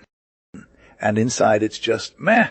The only good thing is a wood fire going on in the hearth, but even that can't save them from being total grumps. So if you're ever over H's crib and they're complaining about the fire, trust them to put it out for you faster than a water spout. But even with all that warmth and coziness, they're still gonna bring the vibes down, fam. Happen in the spots where there's no wood. Fire on the days when real miseries, big and little, go down hard, right? Like, who can even describe H? Nothing can get justice done for him. Fam, he's unpredictable, Af. He's got all seasons on his side, you feel. His mind is straight fire, no cap. Whoever tries to shut him down or vibe with him might as well be trying to clean the Eugene stables. Lol. Facts are, life is wuck sometimes and we can't avoid it. There's always some kind of drama, 247. The weather is hella mean. Your low-key besties are low-key trash. The drivers ain't got no love. The washerwomen are extra. And don't even get me started on the newspapers, they're so basic. And, like, kids can be super loud, you know. If there's one big problem, there's always 3 little ones lurking in the background, just waiting to pop up. I've been thinking, even if Aish is trying to keep it real, can he really say there ain't nothing he'd change about his life? No way, bruh. In any argument, H got the best of it to bear. It's probably true what he says, but why be that extra? If you're already hella uncomfortable, that's even worse, fam. Nature don't care about our feelings. We just gotta vibe with it, I guess. Maybe if everybody did H-Ace thing, imagine the whole crew getting all up in arms at breakfast. This coffee is straight trash. The attendance is straight whack. I've actually tried to give that homie some of his own medicine when he's acting hella grumpy. I mean, maybe it'd work, lol. If you lose your cool on H and just straight up tell him to chill, then he gets all salty. You're ruining our vibe. You don't think I'm the one who needs to calm down. Nah, fam, we ain't trying to take that on. We know he's not stupid. H is low-key salty and always spitting facts, but he's all up in our grill about whatever's got him shook, no cap. And that's what makes his complaining so extra. He can never seem to see the tea, though. And for real, grumbling is super contagious. If you live with it, eventually you'll catch the vibe and be complaining too, even if it's just about some butter at the boarding house, which is like the lowest level of shade. There's no way out of this. I've seen it happen to me too. One grumbler in a fam is like a diseased animal. You got to shut them down or they'll take over the whole vibe. But H can't be shut down because complaining ain't considered crazy talk or a capital offense, which is wild taboo. So what's the move? Keep it 100 and stay out of his way if he's grown up. If it's a lil one, you got to put in the work like you with a tendon issue, day and night, just to keep Brem from becoming a full-on grumbler. It might sound extreme that kids can't express dislike for anything they can't control, but I'm low-key convinced it's true. Don't make it a thing where they get punished or forced to shut up, though. Just be like, hey, you're being extra, and keep them on track. At first, kids are all about complaining because it's just part of who they are. But if you teach them how to be more thoughtful, the grumbler gene can die out for good. It's a breeze. Honestly, just say, don't a lot, and watch M grow into better humans. We low-key won't get a warmth boost just because we say so. We gotta wait till the fire's hella lit, and if we grumble, it'll feel like forever. Oh, mama, my steam engine is work. It ain't working. I hate it when things break. But, my little boy, don't be salty. What you think if I said my little boy's got holes in his socks and I'm hella mad to mend them? Or my little boy spilled his workbox all over the place. They just stare at oo with those big eyes for a sec, and then oo get a laugh out of it 'cause oo'll help him out. Or if the world could just chill for a sec, so one gen of moms can be made right. We could start afresh in 30 years and no cap. But, mama, you're grumbling too, lol, says my little bro. You got me feeling all types, though, and they're gonna let us adults get away with anything, bruh. Yeah, and I'll keep grumbling at you till you stop. Grumblers are the real MVPs. There was this sign that said, boys not allowed, in big old letters on a white background. I was just chillin' in the train station waitin' for my ride when I saw it. At first I was like, what? Then I got it. There were tons of passengers eating dinner at this hotel, but I was all alone in that car with one little boy. He was 11 or so. I saw the sign and made a little squeal. He looked up, and we had eye contact for a sec. Hi-yo, Lil, do see that sign? I asked him. He nodded and said nothing. What's it mean? I asked him. Something in my tone must have touched his heart, 'cause he got all emotional and left his seat to come talk to me. We had a convo, and then he offered me a peanut, which was hella nice of him. After that, he told me what he thought about the sign. Boys not allowed, indeed. He said it don't matter if they put up signs or not, in like they got horse cars doing, whatever, for a low-key fire boy to get on. Nobody thinks nothing's going to hurt a boy, but they're hella down with letting us slide when there's errands to be done. And you live in New York. I hit my friend up with, 'cause I didn't want to hear his whole sad story, which I already knew the tea on without him spilling it, being a hopeless night for oppressed boyhood 247. Word is, he's from New York, went to grammar school, and has two sisters.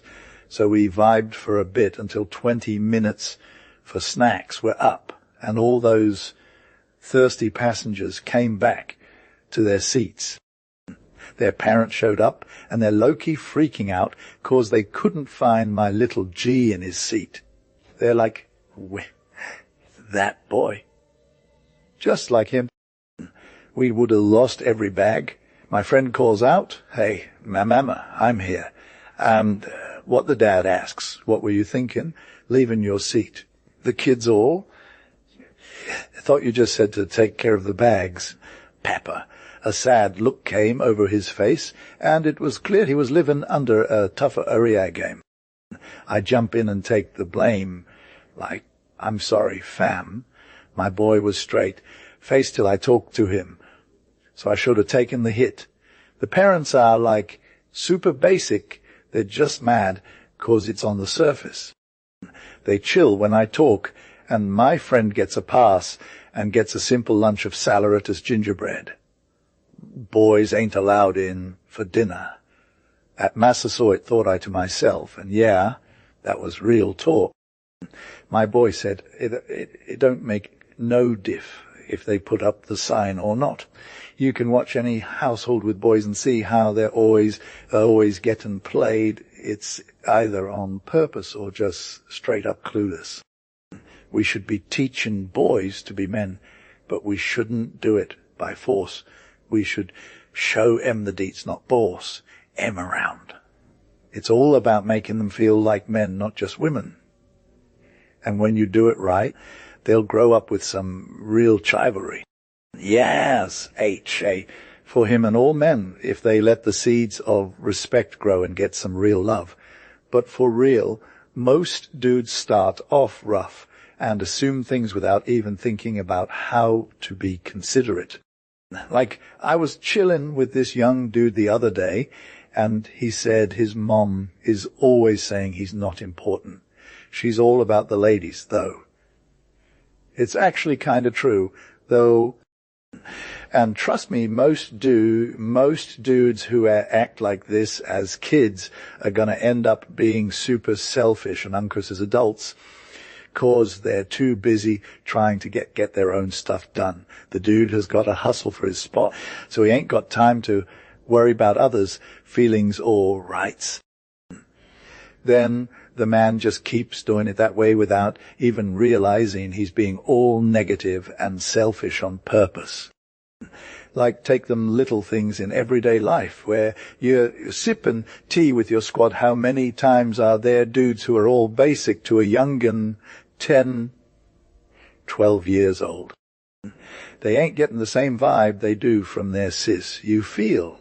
It's like when someone shows kindness to us when we were lowkey messy kids, that's where it stays forever. Men always remember the OGs who showed them love and respect back in the day way more than they'd recall what some dude did for 'em last week. For real though, we got to take care of these youngins. They bring so much energy to life, and we can't do errands or even breathe without fam. We need to answer their questions, give them a comfy seat, wait till the squad leaves before getting all mad, let them rock them best outfits. Like, what's up with not giving em some honey, though? Listen to em brag and help em do their math. It's all good. Bruh, the train just derailed, and we're swarmed in this crazy city station. People coming from everywhere, everybody vibbing, but then I see my homie boy struggling with his dad in the crowd, carrying these heavy bags. I was low-key getting served by H, telling me to keep up close, like I'm some kind of porter or something. And I'm over here thinking, bruh, do boys have to be allowed to do all the work? Half an hour in the station. It's one of those days where the rain feels like it could turn into snow any second. The air is hella chilly, like needles pricking at your skin when you're outside, but the station is still popping, full of people as if nothing was wrong with Eve. They're all just chilling, wearing their sweatpants and hoodies, looking a little more somber than usual, I guess. You know what's wild? Human nature looks straight trash when you're waiting in line at the station, like especially in the ladies' room. It's all somber vibes, nobody talking, just staring off into space. Even the spittoons and the messy conversations that come with aim are kind of redeemed, 'cause at least they're doing something. But when you walk into the gentleman's room, it's like nobody even knows each other's names. I mean, who hasn't felt like their soul is dying in a station like this? They got the carpet, but it's all dusty and dingy. The seats are straight trash, but they're trying to keep it together. Women standing around with pie and tea, taking slow sips and dripping it everywhere. Some girls just sitting there, looking like they've lost their last friend. They all look the same, like they're one big unhappy fam trying to make it to some sad event. It's wild that these people can still muster up enough energy to remember when their trains are coming. Yas, hey, let's dip out, fam. Like, rise up and get on that train. You feel one time when the vibe in the room is hella bad, like the air's all nasty, and them trains are delayed. You might just see some wild stuff go down. The petrification is going to be low, key carried out, and when the bell rings, and it's like train made up for Babel Hinnom and stations, no G's from the ladies' room come through, no eye movement, no muscle flexing. The dudes are all, where's my ride, with their shopping bundles, but it's all ghost and fam. Holmes is empty, and it's like a whole new level of fossils, you know. Or maybe some natural disaster hits and the whole city gets buried for a hot second, and them archaeologists in 580-73 are just, bruh, what's good with these skeletons? I'm sitting in this fire-lit room on a rainy day, just chillin', thinking about all this. Then some lil dude comes over 10 years oldish, ragged, but with them kind of eyes you feel. He's all about selling baskets, and I'm dead, fam. The mom's doing laundry, the dad's a cripple, but he's all about that hustle. Where you get the most sales? I ask him, and he's all depots, fam. But he's like, most people don't take my baskets, but they give me some change. I'm vibbing with this little dude, feeling his energy. But then I see these women just chillin', sipping tea, or whatever. Only 3 of them even smiled at him. 1 gave him cash, and the rest were like, nah, bye-bye. My bad. Fam, my sympathies are with this little dude, and I'm low-key salty when I see these women just ghosting him. Not, I've used a mix of Gen Z slang, e.g. a fam, dip out, and some elements of Gen Alpha slang, e.g. low-key, bruh, to create a unique sound. H's face was straight fire, no cap. God forgive me if any mom ain't got no love for that child, ragged, dirty, poor, trying to get some help, but not finding it. But his face was hella real and brave, and he responded like a pro, so people who are straight up poor, but still got love in their hearts, they got to check him out. One day, this fly girl comes into the room with her arms full of the toys and a violin, thinking, she's all good 'cause she can cop gifts for her own gromit. I'm like, bruh, she's gonna hook up this poor kid for sure. But nah, she's got ice eyes, brushes him off, and walks away without saying nothing. He thought the same thing, but he still gave it a shot, like with his best face on. Next time, when she comes back to her seat, he's still looking, but she ain't even seen him. Then he's out of there.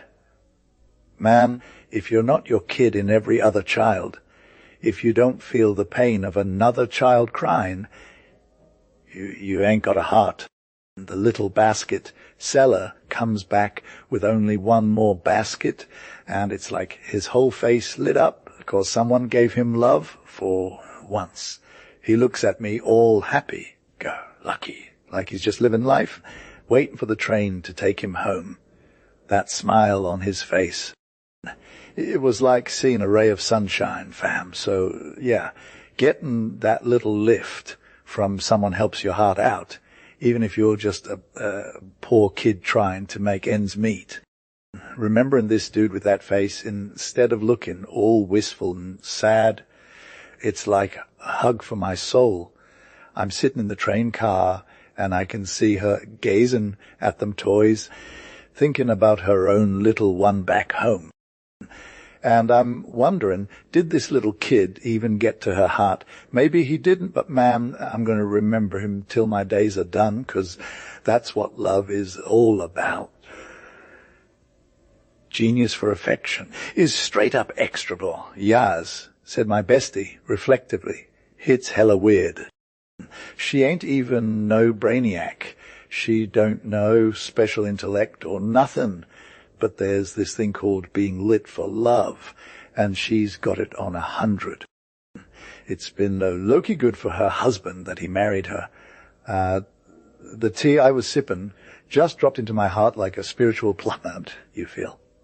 It hit the depths of my soul and brought up some fire truths that I need to keep in my treasure chest. They're glowing with this sick light that can shine through even the darkest places, making them look like sunshine, you know. A genius for affection. Yep, that's the thing, and no other is as lit. The phrase means more than just being good at loving. It's on another level. Everyone got some love in them, but not everyone can vibe with the real deal. If you ain't got it, you're basically a monster, like someone who's never existed before. But for real, all humans got this thing going on, even if they ain't exactly on top of it and in other areas. It shows up in family tears sometimes. It makes things go from good to rough, like when wives get salty with husbands, or parents mess up their kids. But you know what? The love is always there, deep down. When life gets tough or something crazy happens, people come together and forget all about their drama. You see them holding hands for real and being all tender, like they're sipping tea on a sick couch. And when someone's dying, you know what? The love just gets real intense, like they're up for lost time or something. It's like the flower of love is trying to get to the good stuff, but it takes some time to ripen. We'll see its fullness when we least expect it. And when that day comes, we'll be like, hey, what a save. And how will we forgive each other? How will we show up for each other with real love? But those who got this genius for affection vibe, they're on a whole nother level, man. Their energy is way more clear and pure than anyone else's. There's just no comparing it to the real deal. It's like they're floating above all that other noise, and I am here for it. Yes, H.A.'s got some wild vibes going on about St. Peter's and how it's nothing compared to the universe. Bruh. The horizon line is hella mysterious, fam. And we're talking about a dumb that's way out of our league. Even for the wisest astronomers, you feel.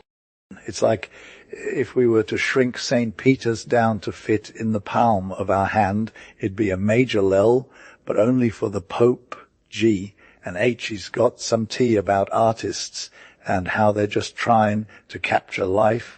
But life's too lit, you know. Michelangelo might have forgotten all about St. Peter's, but we'll always remember his sick paintings.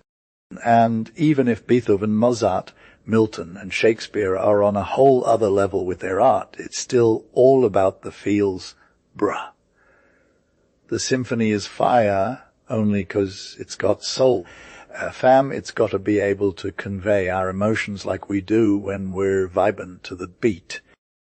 And as for words, who's going to nail the pain and joy without breaking down?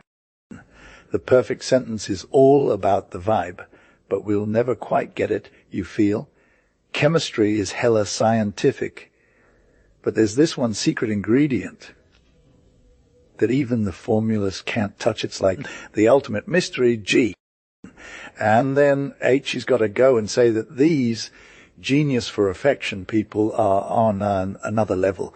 They're not bound by no rules or standards. They just live life on their own terms. They're the ones who get to die doing what they love without even thinking about themselves. They're the ones who live too, but it's like a whole different level of hard work, fam. And when you got that kind of love and dedication in your life, death don't seem so scary, you feel. Yo, H, the sunset's always low-key popping and the years just keep rolling you feel. It's like the divine temple of their beauty, and sacrifice is still going strong. Ain't nobody touching that. They create like gods, and the universe they study is basic compared to what's happening. Under their spiritual vibe, love is the real other VP. The waves of eternity are getting all mystical and stuff.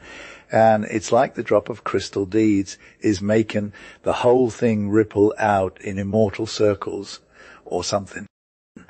Angels can't even scope into that holiness and beauty. Only God knows what's good. God is lowkey, their ride or die, because he's love, you know. Rainy days, though, they're like the ultimate tyrants. Ain't nobody safe from getting caught in the downpour. Even the strongest hearts are bowing to the weather, and plans of conquerors get scrapped, man. It doesn't matter if it's noon or midnight. Rainy days always going to be a vibe interruption. Nobody can plan for them. Yesterday or tomorrow, ain't nobody got time for that. It's like goddamn lucky for us that we're subject to their whims. If the clouds were mortal, the seasons would get wrecked and death would take over all things before we figured out a common hour, you feel. Rainy days are like the ultimate test of people's souls, and I'll tell you who's got the real goods by how they react in the morning light.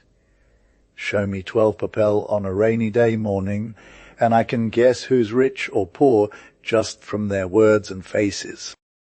It's like there's this universal instinct that's been around for ages, and we're all trying to figure out what to do when the skies get grey. Saving up for a rainy day is like old news, fam. Who knew?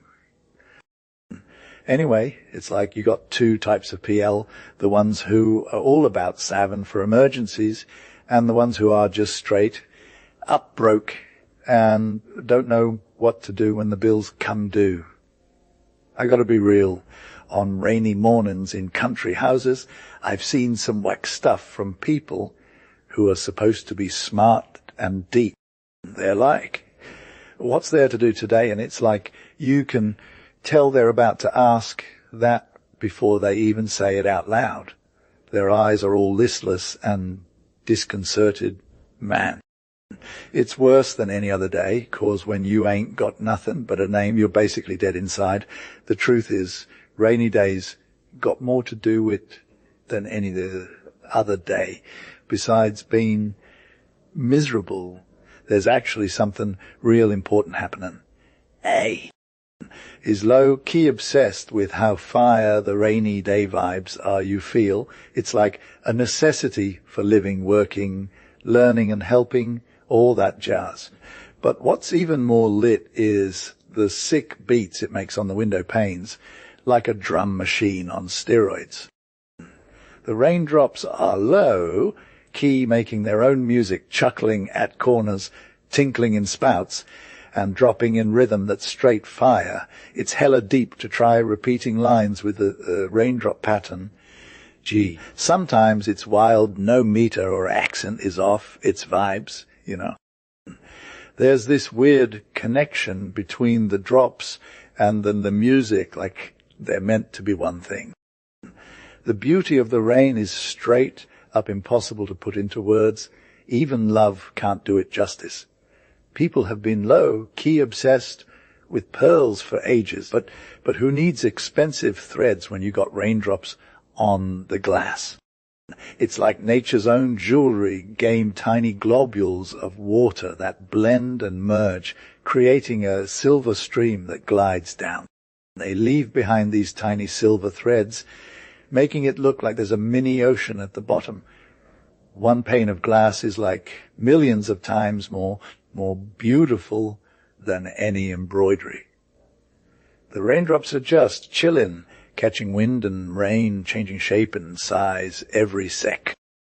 It's like they're playing some cosmic game with the world, and then, bam, the sun comes through, making those tiny globes disappear one by one.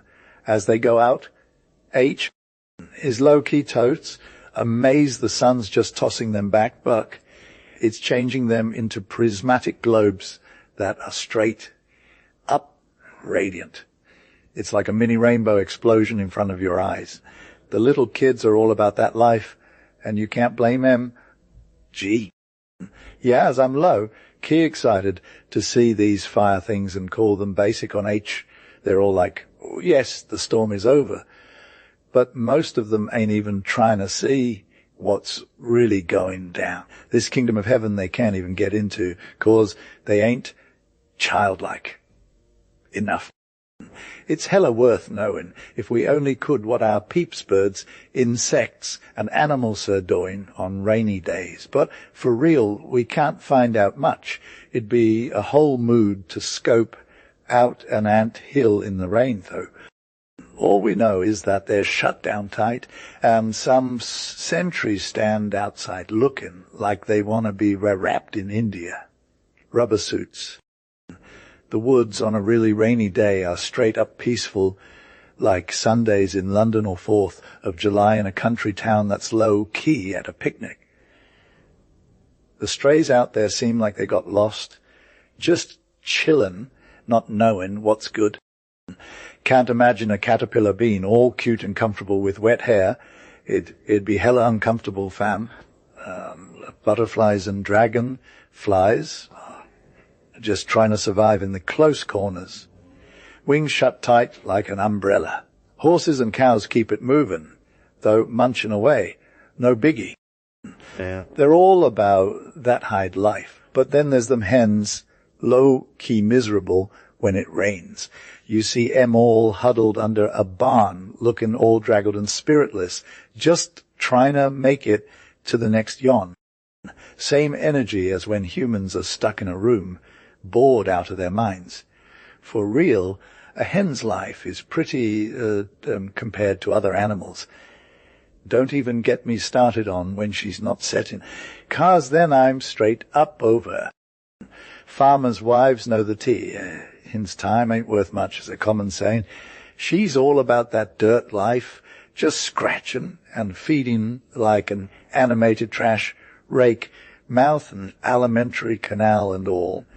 No wonder she's hella miserable when it rains. A's prison is hella off-putting, fam.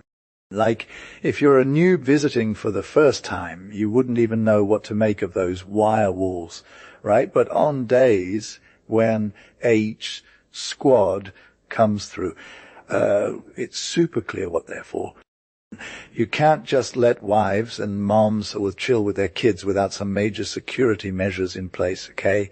Even a tiny file or skein of silk could get them out of here. Love is low. Key, the ultimate escape artist, despite all the guy trying to keep it locked down. So they're like, you can see, but don't touch. No one's getting too cozy up in here. The prisoners are on one side, their squad on the other, and the jailers are always lurking around to make sure nobody gets too rowdy. You can't even say secute stuff without the cops hearing it, feel? People are just trying to catch a glimpse of each other, but it's all for them bars through them. You know. They're dying for some real talk and some love, but they got to go through the jailers first, which is super frustrating. Sometimes they get gifts like fruit or clothes, but only after passing through the cops' hands first. Not even flowers can get passed around because you don't want to risk someone sneaking in some toxic vibes. Gee. The whole day's just a sad convo for everyone involved, friend trying to hang out, getting all teary-eyed, and then they're ghosted by the bars at the end of it all. But for H Squad, these visits are like literally heaven sent, fam. They're all about that life now. Everything just gets a major boost from seeing their people. Even the thought of seeing them is what keeps them going day to day. No punishment could be worse than being stuck without seeing your squad on visiting days, bruh. Some dude told me about this one time. He went to prison Mazas, and it was like his heart just broke seeing these poor souls trine other side of the iron railings, and here's a hello old woman trying to bring some food to her son. But she's low, key struggling, you feel. Here's a wife trying to show her baby the dad she loves, but the dad is like, hey, no, I'm here. Bro, still trying to get that look of recognition. Then there's this little girl who's all, why, bro, what's good? While also hidden how scared she is. On one side, it's all love and vibes. On the other, it's like same energy, but with a whole lot more pain, you know? Their faces are trying to hide it, but their eyes are always popping. This scene really hit me hard. I was low, key obsessed with it for days. The iron grates, the empty space between M. It's like we're all just stuck in our own ways, even if we don't realize it. It's not that different from life. Fam, we're all just trying to navigate this crazy world without losing ourselves to it. Who hasn't been put on trial or something, right? Life is just a series of punishments, whether it's the law or disease or whatever. We think we're free, but really we're all just living in our own prisons. The only difference is we don't have to wear a uniform or nothing. Our jailers might not know us, but we know them too. There ain't no countdown to freedom. It's always maybe tomorrow or some other time down the line. We gotta keep it 100 and pretend like we're good, even when our hearts are dying on the inside. It's trippy how people can just smile and be all cheerful or stuck while they're in their own personal hellholes. That's a sick mercy, fam. We get to hide our pain from the world. So, yeah, let's all just look out for each other, even if our own prisons are kind of invisible. We can show some real love and support, and that's more than enough. Lowkey, I'm just chillin', waiting for him to drop some real tea. If we take a sec to ask if he's our bro, he ghosted us though. Our one smile would have lit up his whole day. No cap. It's wild, though, if we didn't even throw at each other when we saw him. Hey, cuz, you've been low-key sickin' in the clink. We're hella extra for not being on that real talk. I got a homie for the winter, and it's straight fire. It wouldn't be out of line to spill the tea publicly, except I'm doing this cause I want to help some lonely peeps find a G with his vibe. They got bros like him who can secure the bag. I'm dead, though trying to describe him is wuck. Every day I see new levels of perfection in him, and I'm still trying to find my footing on our squad goals. Conversational skills, he's on another level. 2 hours with him and I'm shook, fam. The way he takes me on a wild ride through his mind and back is straight up magic. But he ain't wordy. Bruh often leaves you vibin' off the subtlest vibes via looks alone. Artistry. This dude's got sauce for days. You watch him create and it's like Eastern magic, no cap. He makes art pop up before your eyes in a hot second. From cocoa palms to iceberg spires and wrecked ships, his touch is quick as air. Colours pop on point, and he knows the secrets of hidden places. Mosaics! Fire! The dude's got an eye for patterns like nobody's business. Nothing too crazy for his memory. He's all about them intricate shapes. Lowkey reppin' fantasy levels. I seen him drop 50 designs in one night. All straight fire, fiery scorpions, lavender filigree, tile blocks, Chinese patterns on fleek, and these dope little landscape bits in soft greys. H was low-key vibbin' last night, reminiscing about the mosaic makers. A hella intense snowstorm was ragin', and the flakes were stacking up on the windowsills, gettin' all dramatic and stuff. He got inspired by their vibe and started making these fire crystalline shapes, some super delicate. Other ones were straight, up massive like a real treasure chest. Then he whipped out this sick rose on a charcoal disc, just powdering it in, petal by petal, till the whole thing was done. He was all hyped to get rid of it, so he just dropped it into the fire and then made this dope shield with some red ink. A has talent for modelling, but he only does it a little often. Usually his figures are hella weird and not beautiful, or they're gone in seconds, bro.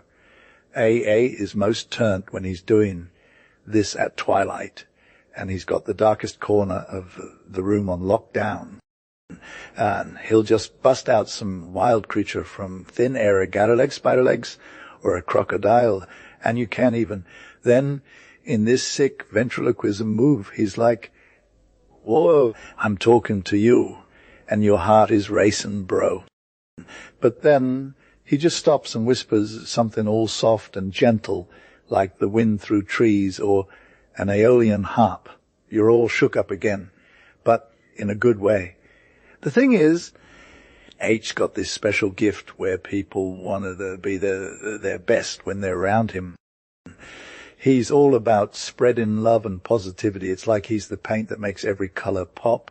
I'm low-key grateful met to have someone who's helped me see men and women in a whole new light. It's hella weird, because H is super quiet himself, but there's just something about him that makes everyone want to do their best. His smile is low-key lit and puts people on the same vibe instantly, no cap. I'm hella nervous to share the rest of the deets about my squad H. I've barely scratched the surface, and I'm worried I'll lose credibility. Let me throw one more thing out there. It's straight fire, but I'm not sure anyone will believe me. It's def gotta be in that spiritual realm's vibes with mesmerism and clairvoyance. So H has this rare skill where he can paint portraits of people you loved who he's never met before. You gotta focus your whole attention on him. It's like a real energy thing, and it's gotta be late night. I've tried it in the day or during a storm. Ain't worked. He only uses those ghostly grey tones, starts with a hazy outline, but if you're not really present, he'll just trash it. But when you're fully engaged, heart to heart, and eyes on him, he'll get the pics right, full of life, and they look like they're from the other side too. He's got to see M clear as day. Same with whoever is sitting in front of him. If it were just magic tricks, that'd be cool, but this is real talk. I must share his name eventually, but for now, I'm ghosting. Let me just say, H got a rep for being low-key amazing, and if you can tap into that energy, it's like getting a dose of good vibes and strength. His rates are kind of cheap. $8 to $12 a month, whatever the family says. It's crazy low, but they're all about it. I got some connections who are higher tier, hickory and chestnut, but they're all haters. Pine is another one, super cheap, but all snappy and stuff. I'm good with maple, though he's the real deal. Some old black woman came to my crib and was like, bless your heart, said if you got a wood fire, you're gold. 8, I'm low, key chillin', right? So I'm walking down this fire old street in Newport, and I see a little girl standing in front of some dope milliner's shop. It's hella rainy outside, so the sidewalk is all sunken and messy. This little girl, she's just standing there, looking all chill, like she ain't got nothing better to do.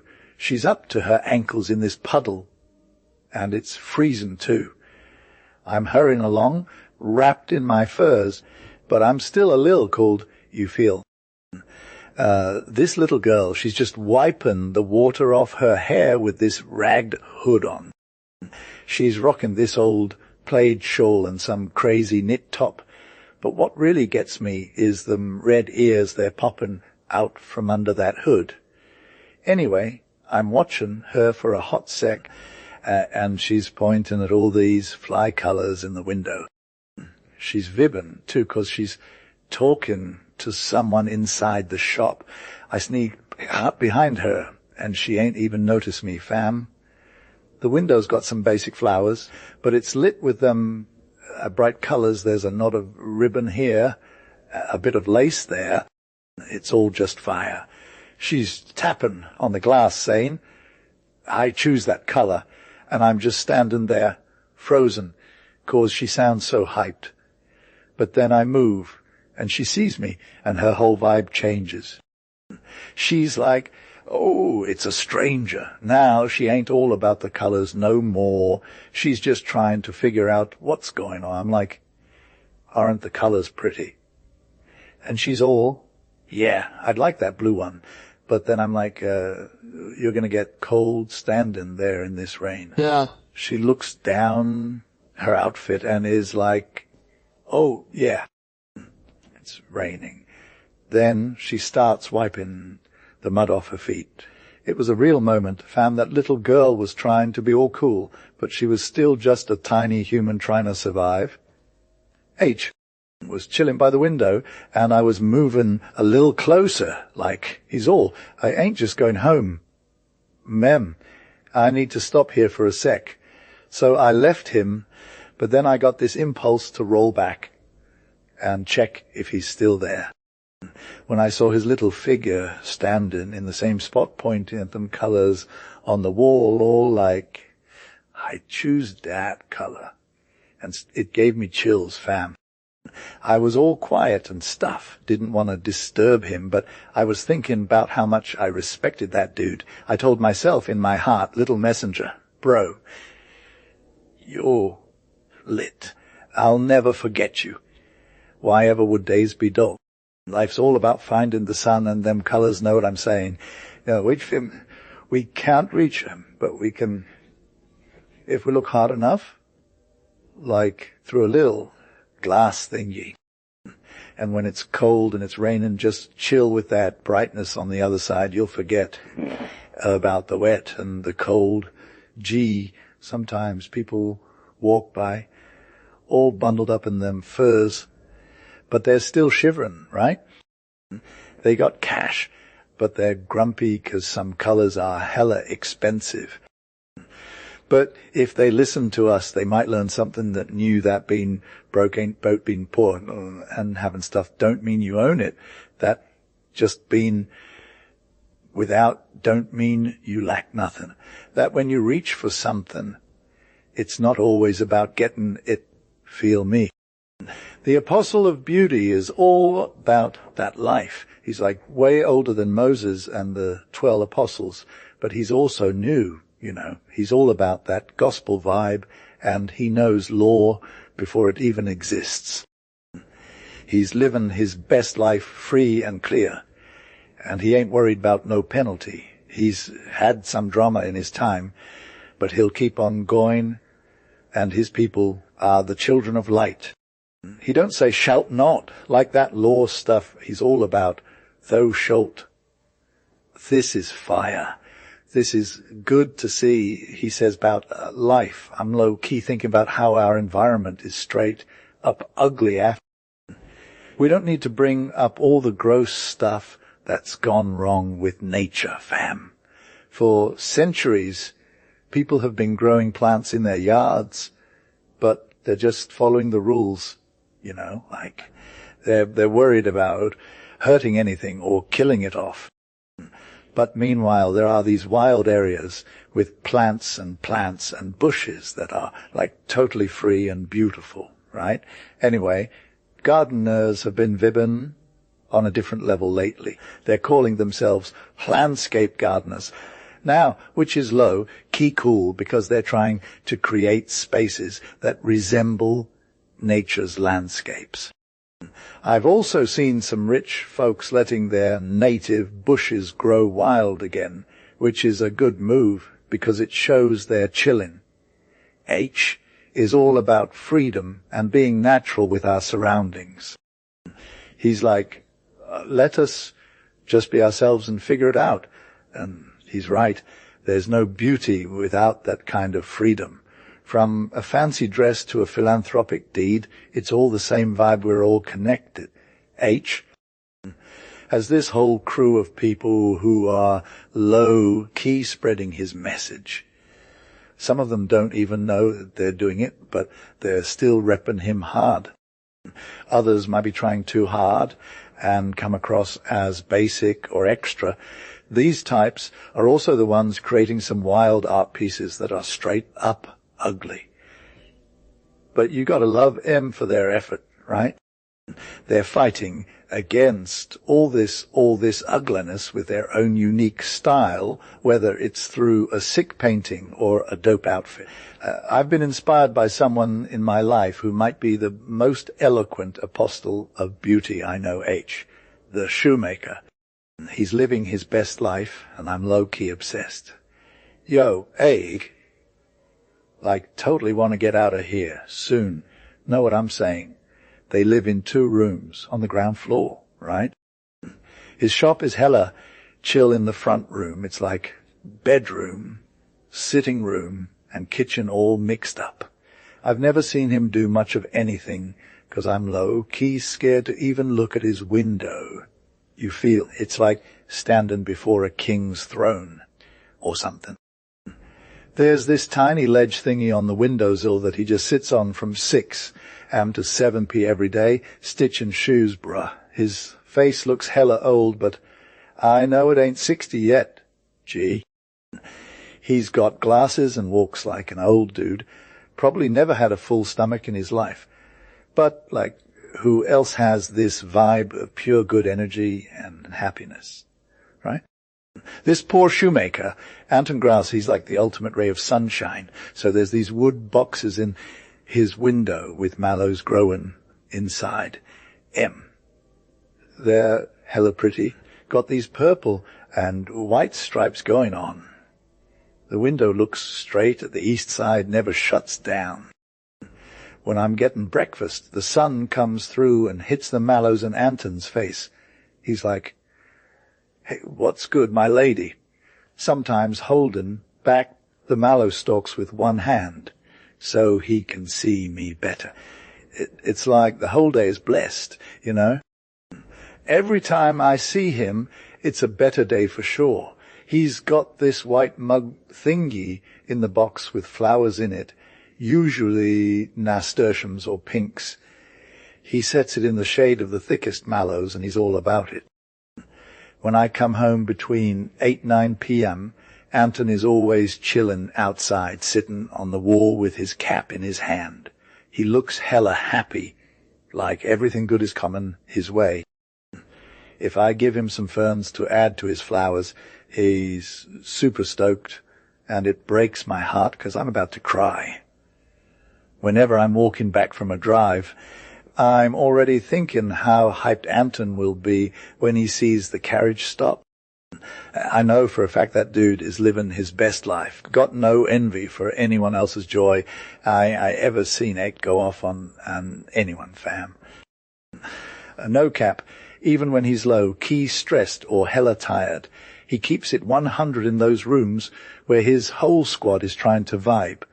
My south windows are straight fire with all these barefooted kids running around, and they're never getting into no beefs. I like to troll them by tossing grapes or plums on their heads and then watching them get turned up. It's wild how they just roll with the punches and ain't never getting salty. Even when A throws some extra love his way, like he gave that mute little dude all the grapes, the others are hella stoked and vibbin'.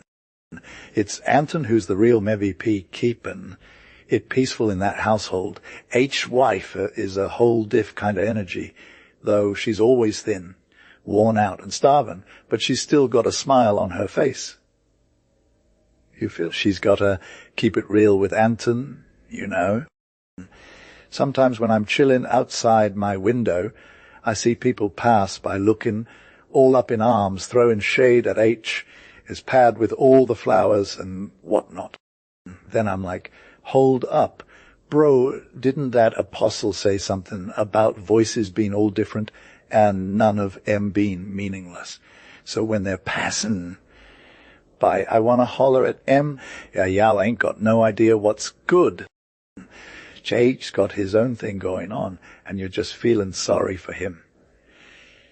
It's like if he were the one struggling, you'd be the one starving to death. We got it twisted about English lodging houses too. Like, American dude think they'll never live in them. Nah, we got some other vibes going on. Dickens, or whoever wrote that story, probably got it all wrong. What's good is that we can get our coffee and chill with commercial travelers instead of dealing with all the drama from the lodging housekeeper. H's wife had me coming over her crib in Bedford Place, and I was straight up hyped to leave at any rate. How about if you didn't have that option? I was low-key hella stubborn, trying to find all these shortcomings and whatnot just 'cause it sounded like it should be the case. But for real, fam, it's been a wild ride vibbin' with H.E.'s crew. Yeah, it's life.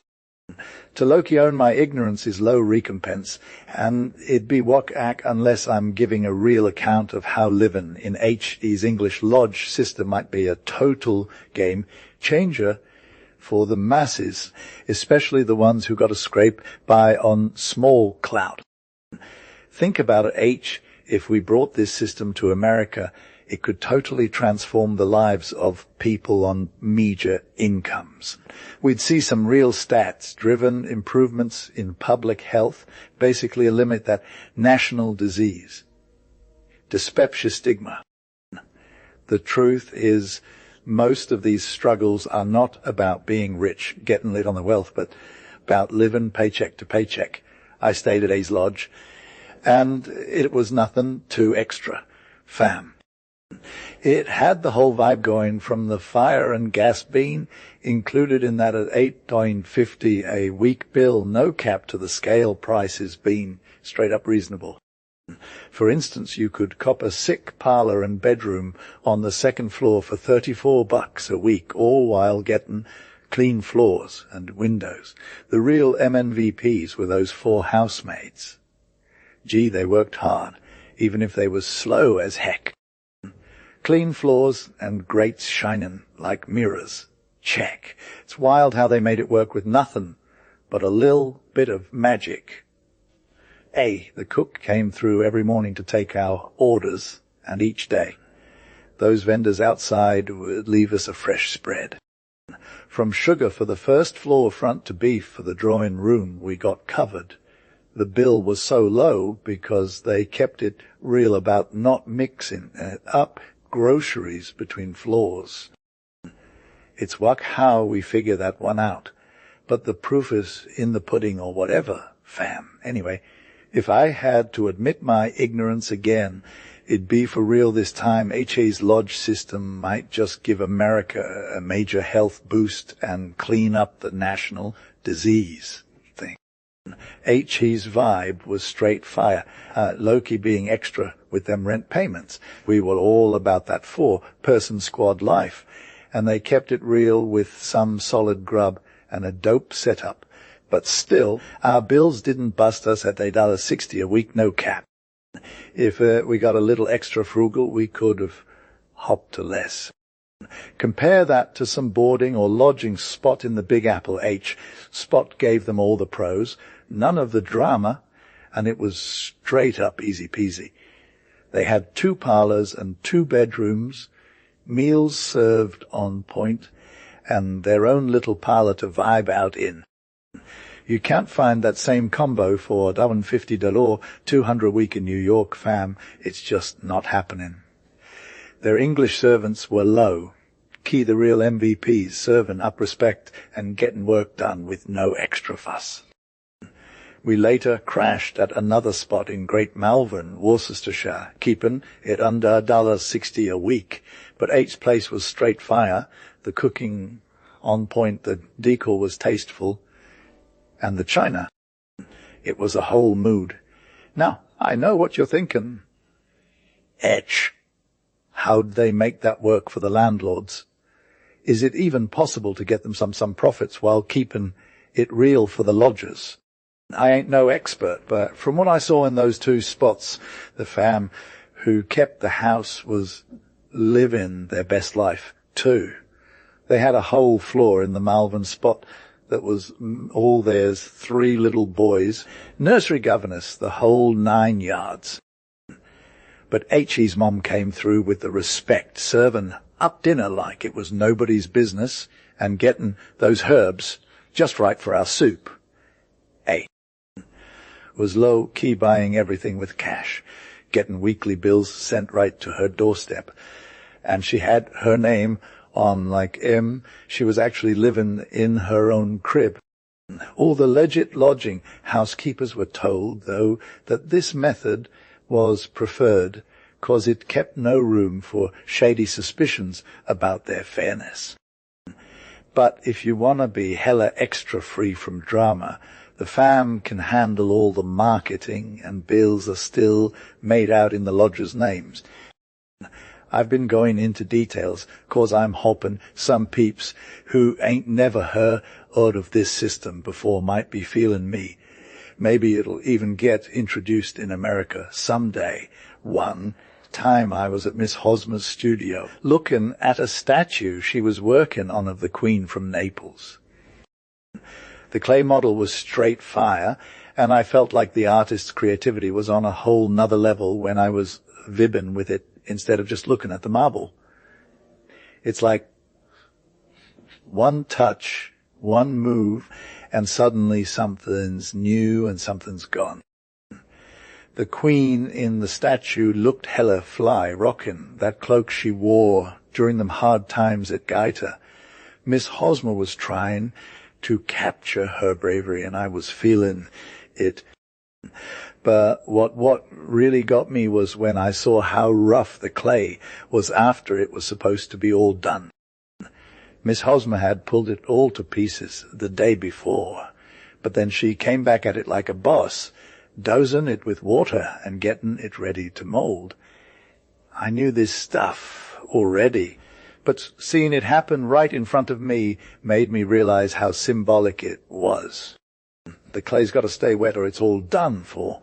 And that got me thinking about moms and their struggles. They're like the clay, just need a little tug to come together.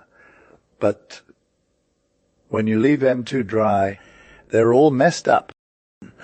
Same thing with life. Fam, you got to keep it moist. Know what I'm saying? Yaz, she's low. Key got game when it comes to getting that effect just right. No. But when her clay's all dry, she can't even get it to work out, fam. It's like 1 minute you're getting that perfect vibe from her, and the next it's like totally whack. You feel me? Like if she's smilling, it's a reward, but if she's mad, it's like straight up grief for the kid. And don't even get him started. When they're trying to do what she wants, it's like, nope. Then there's this other mom, who's all about that opposite energy. It's like her commands are met with some real antagonism or just straight up sullen compliance. She don't care about her kids' feelings, and they can tell, they're just trying to get out of her presence ASAP. H doesn't even think before she speaks. It's all about just letting the child figure it out, no questions asked. It's like, why not just chill with the little homie, feel their vibes and see what they're going through? But H is all about being the ultimate boss, making them do her thing without even thinking about how that's affecting M. And it's not like she's all lovey-dovey with her kid. She don't kiss M enough or hold them close when they need it most. So yeah, H's kid are straight up different from the other ones out there. They're all pale and fretful, like they're carrying around some major emotional baggage. And H is just over here, grinding away with that hard clay, trying to make something out of nothing. Meanwhile, the other mom, the one who's all about keeping it real and wet with her kids, she's just straight up killing the game. And A is like, I don't get why my kids are so extra when they're with me. But honestly, that's the problem right there. If she could see how that other mom is doing it all differently, it would be good, fam. It's just a whole different vibe. You feel they're low-key true to nature and life. Bruh. Check out my cherub, ain't they all like him? And look at these trees and water. It's lit when I went there. But meanwhile, the cherub is like a simp doll, and the trees and water are hella fake. But for real, this similitude is what cause people spend so much time making bad cherubs in marble and ugly landscapes in oil. It's all about getting that bread, fam, whether it's butter or not. But when it comes to shaping a human, how can we even try? Like clay in the potter's hands ain't more plastic than the little one's soul is in their caretakers. Girl, I see so many shapeless, ill-formed, and broke humans out here. Who don't think the image of God could have been fire on all will get it eventually? Thank Jesus! But what a shame that we ain't got nothing but the bitter sweetness of being fellow workers with him in this eternity modeling. Hey, we're low-key a whole vibe summering among the hills. Newbies moving into our little boarding house. They're getting shook unless they come correct to our level. We ain't too picky on clothes. We got room for different creeds, but we got our own shibboleths. And even though we don't go hard on them unlucky Ephraimites whose tongues make bad work with S's, I'm low-key worried we ain't treating right. Fam.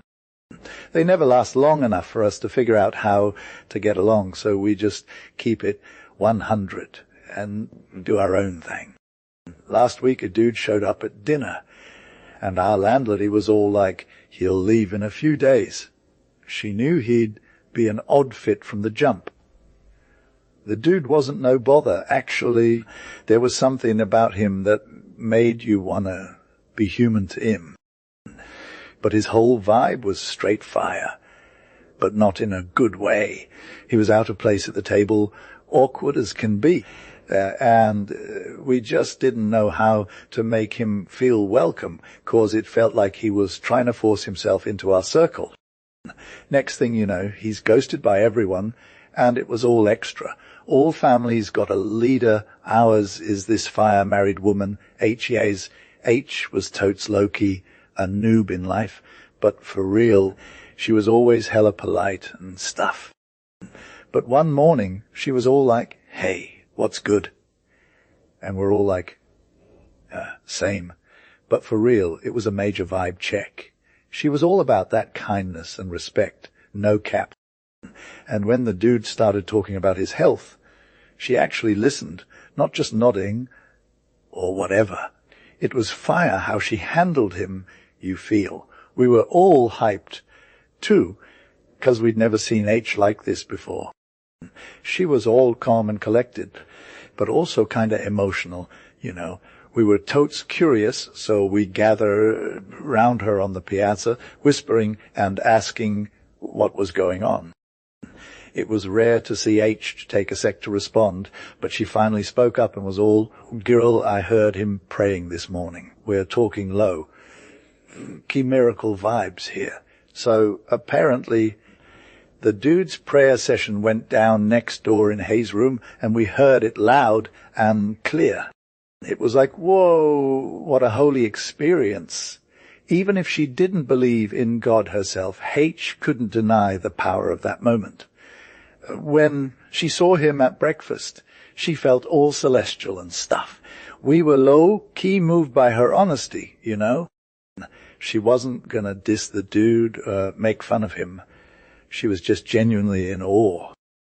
And when we found out he'd been talking to God straight up, we were all like, hold up, this dude's got something special. But we learned that serving others can be a major key to success. Anyway, H and her squad took it upon themselves to make sure the guy felt welcome and included. And let me tell you, his presence actually made us better people. He was like a breath of fresh air, even if he didn't know what he was doing most times. It's like when that baby says its first word, man, it's a whole new level of connection, you feel. And it's not just about the sound, it's about the bond between us and the little human. We're all in this together, vibing on that same frequency, yes? For real, like when someone's all meh about stuff or sleepy, but then that one word drops and it's low key lit. Now we're hella sure what H wants. Now we know why they crying or getting hype, admit. We're feeling way more confident now. Can't mess up. Gotta be on point all the time. Can give that good energy, can spit some wisdom. The tea is served, fam. Baby's talking, but it ain't about the learning to speak part. That's basic, bruh. All babies learn to chatty pat, or if they don't, that's like a total crisis, tevbi. But why do grown folks stop speaking when they get all big and adult? And many of our grown-ups need to brush up on their conversational skills, just like when they were tiny tots. We ain't talking about being fire in front of the whole crew or nothing, but we're hella serious about learning to speak from the heart. What's more, though, is that we need to learn to speak up at all. I'm low-key shocked, fam, that we still got so many reticent people out here. We're like super private and quiet, even when we're in public. Our train stations, restaurants, and whatnot are all hella empty because nobody's vibbing. But for real, if they did start talking, it changed the game, you feel.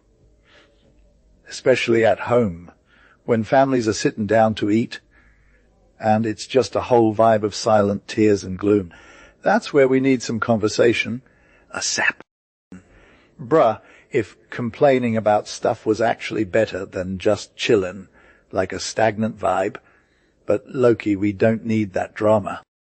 There's got to be some positivity and good energy. Fam, every home should be poppin' with family vibes, new sights, sounds, and all that jazz, so you can actually have real conversations about life, hopes, and fears. I'm talking about the real MVPs, though, the ones who give their all to others, show love and gratitude without condition. But for real, when there's no real give, and take in a relationship or a fam setting, it can be super whack. Like, imagine your wife Rip just dying inside cause her husband ain't talking to her at all. She needs some telp and words of affirmation. Gee. And don't even get me started on kids growing up without that real talk from their parents. They might end up as straight-up trolls later in life. It's time for our homes and communities to step up the convo game. We should be more than just polite smiles and surface-level small talk. It's all about building those meaningful connections and having real conversations that actually make a difference. But here's the thing, bruh, we know when someone's running amok in their spot of power aka tyranny. We got love for the rebels who take them down, even if it means losing that one dude Eond, Eglin, Charlotte Corday, Marat. Y'all knew what was good. On a moral level, it's all about context, but we can't deny the vibes of resistance in our hearts when it comes to taking down those oppressors. And let me tell you, bruh, these unsung tyrannies are way more insidious than we think. If we really took a look at ourselves and our communities, we'd be shocked by how many folks are getting taken advantage of without even realizing it. Now, if we're going to have a honest convo about this whole tyranny thing, and I'm talking about doing it in 3 parts, we got to break it down, but tyrants first. Number of 2D. What's good, fam? 3D. How long have these private tyrants been around? First off, they're super lowkey. No one's ever counted them in no census or anything. Even a statistician wouldn't dare touch that topic. They just try to keep it moving and pretend like they can even estimate how many of them there are. Like, you could ask your peeps if they know some private tyrants, but they'd probably just give you some weak tea. Only the most real ones would tell the truth, but even they wouldn't. It's actually pretty sad. These private tyrants are usually kept in check by their victims, who might be dealing with M for years without no one noticing. But eventually the tea gets spilled and you can see the whole story on their face. You know what I'm saying? They're always looking all smiles and happy, but when they're chilling, it's like their whole vibe is different. It's all stress and fatigue, and even just looking at M can make you want to cry. Secondly, what makes these private tyrants tick? We ain't got no stats or nothing. The field is hella vast, and breaking it down is super hard. They're all about being selfish, but it's like their homo. It's so flexible, too, they can change up their game in a hot second. One thing they love to do is play the victim card, saying they're weak or something. But sometimes it's hard to tell if it's real or just some bees. When they use that as an excuse, it's like they're sucking the life out of you. They get so strong from your own strengths, and before you know it, they've taken over your whole vibe. It's like watching a city crumble into the ocean. It's so slow, but you can feel it happening. And what's wild is that they usually don't even have the guts to speak up. That's just some extra shade on their part. They save themselves from guilt, and that makes M-Way more effective at keeping it down. Yeah, as H, you got to know about these people who are low-key trying to hurt others without even realizing it. Like, they're all stuck in this fear of hurting others more than helping feel. And invalids, they're super vulnerable to turning into tyrants or whatever. These chronic invalids who don't have to deal with nothing, they got to be like saints or angels or something, because their sickness is literally the only thing keeping them from being all good and stuff. But for real, there's this one girl, right? She's stuck in bed for years cause of her illness, but she's all about that empowerment life. She's like, hey, boo, you go live your best life while I'm over here. And when you do leave, she's not all worried and stuff. Like, if you're gonna come back an hour sooner, just thinking about her, she'll be all, I'm good. Just chill. It's like the longer you're away, the happier she is. Fam. And then there's these people who are just super sensitive and irritable. Gee, they're like unpredictable and stuff. You know, those people who get hella angry or hurtful, yeah, they can be hard to deal with. Like, their whole vibe is toxic and exhausting, and it's not good for anyone. And if you try to navigate that stuff, you start to lose self, feel me? But here's the thing, H. True, when someone tries to impose their own needs on others, that's just tyranny, period. Whether it's big or small, they're still trying to control others, and that's not cool. And lastly, longevity of private tyrants. Like, even if they don't have the power or influence, their toxic energy is still there. You can see it in George Eliot's Misses. Poisa quota, it seems like those who ain't wanted here are the only ones who ain't wanted. That's real talk. H.A.'s world, the other world. Margins are low, key a vibe at first sight. We ain't trying to ask why. It's like all fancy books got to have them extra wide margins, and we're not even mad about it. We feel in the margins as much as we do the paper quality type clarity and binding aesthetic. But no matter how fire everything else is, if pages are all crowded and narrow, margin, it's like a whole diff energy. It's not just some arbitrary rule or whatever. Fashion can't even save a narrow, margined page from looking basic. But for real, the broad margin is lit. It means room to jot down notes, add your own source. It means people ain't trying to dictate what you think or feel. It's like no one page gets to be all high, key exhaustive and stuff. It got to leave some space for others to contribute.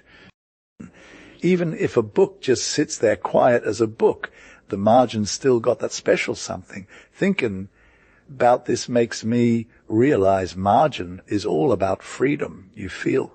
It's like we need some buffer zone in life to breathe, to adjust on the fly. Our plan's got to have margin for change, for unexpected detours and whatnot. If we don't leave room, we get stuck, stressed, and anxious. There ain't no greater struggle than being rushy all the time. And can we even talk about how people react when they're in a hurry? They're like, I'm so done with this. Or, this is killing me. It's hard to be someone's breathing down your neck.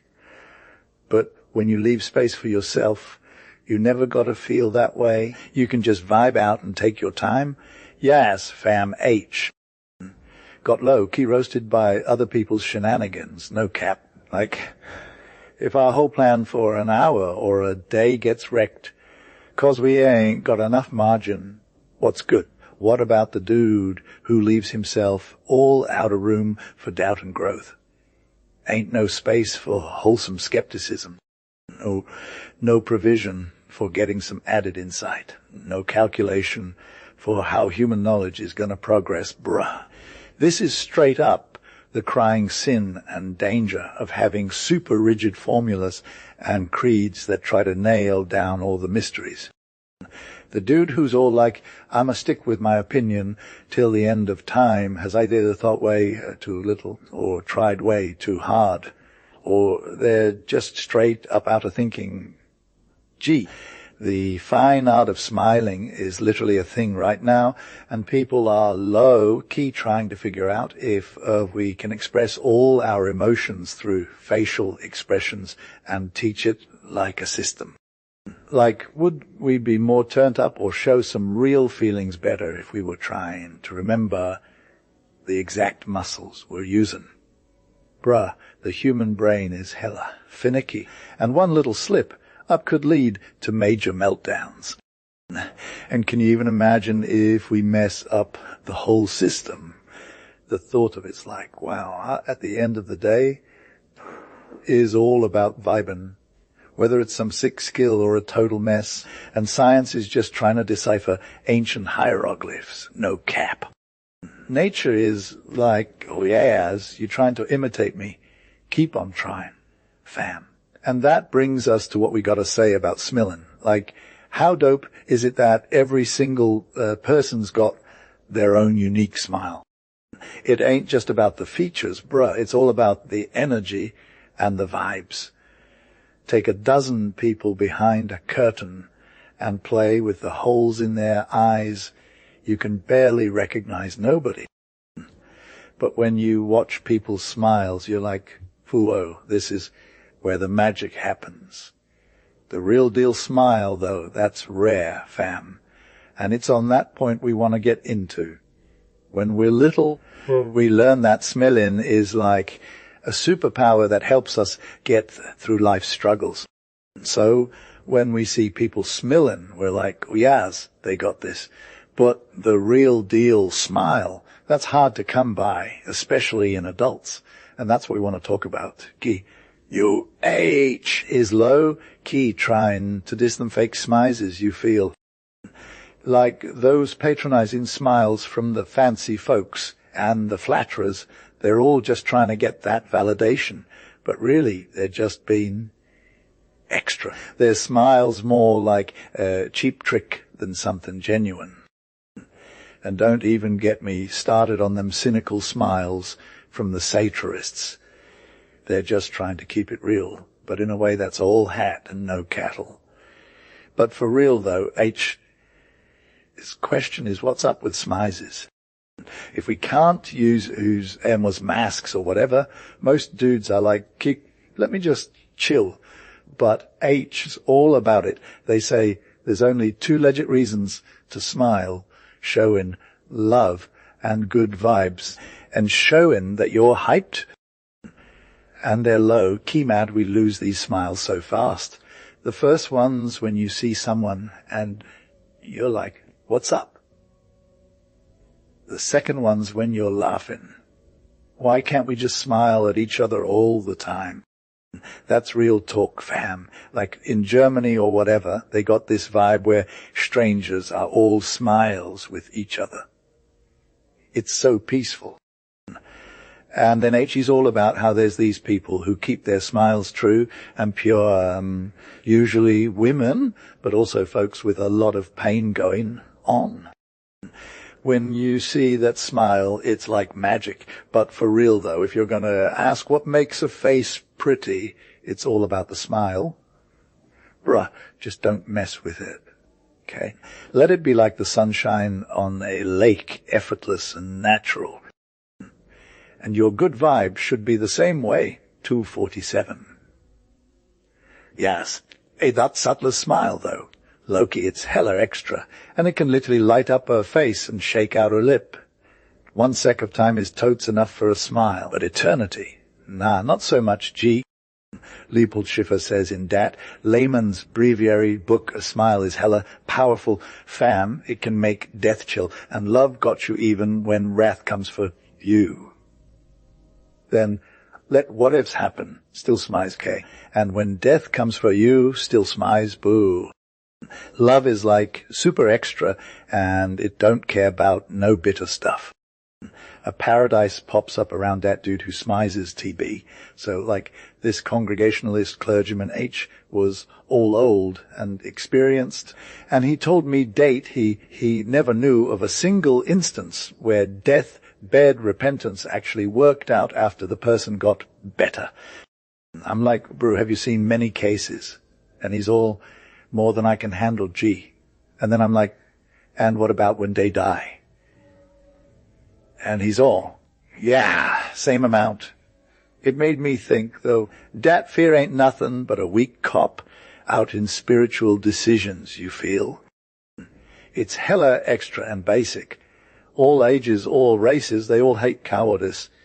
Even civilized folks will punish it with death. Language can only call it out by name, like cowardly. The human instinct for bravery is like super strong, fam.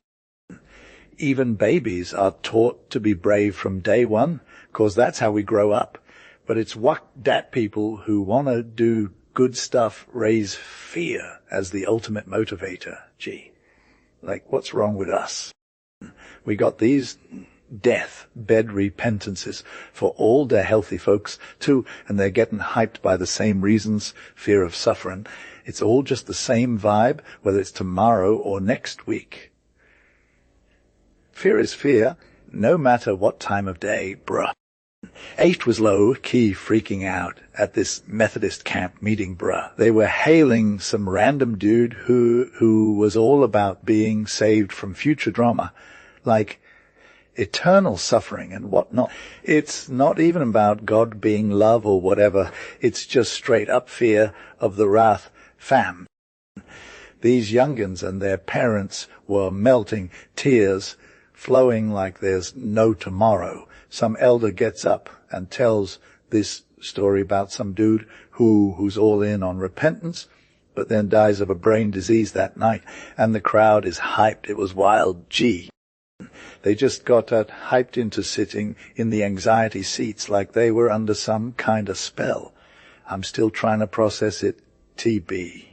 The more I think about it, the more I feel like God would have been all like, hey, chill out, fam.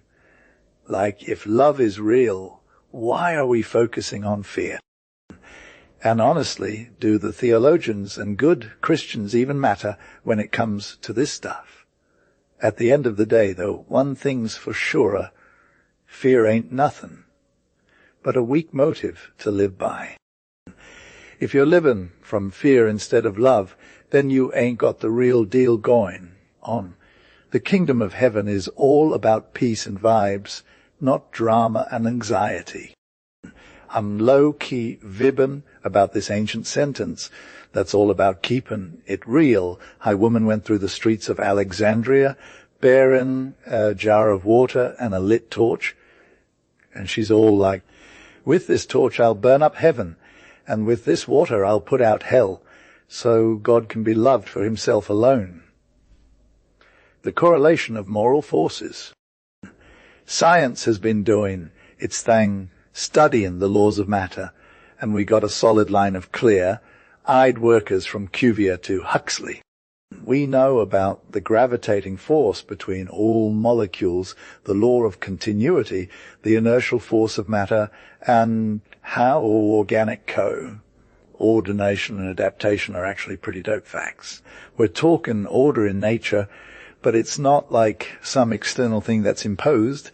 It's more like we just get it. Physical science is all about understanding specific functions, organic progression, cyclical growth, and nothing gets in the way of that. We don't need no special exceptions or substitutions. When's someone gonna come along and study the immaterial world, the realm of spiritual existence, moral growth? Nature is one thing, and we shouldn't be separate into like two different things. All these immaterial things are part of the real deal, just like molecules or oxygen or crystals of diamond. We believe in all this stuff, even if there's no concrete proof. The laws of nature are actually all connected, man, and when we're talking about forces that aren't just physical, it's all about finding balance and harmony. The suggestions I'm thinking about are way too deep to cover in one article, but let me give you an example. Take the fact of molecule identity and then look at how that applies to the spiritual universe. We should be able to learn some crazy stuff from there, like how charity can help us understand vices in a whole new light. Take all the facts and figures and compare them. Man, you won't find no contradictions when you put it all together. And the fact of continuous progressive development, that's just straight fire, bro. Yeah, it's organisms, whether plant or animal, and imagine how the law is all about keeping things lit, right?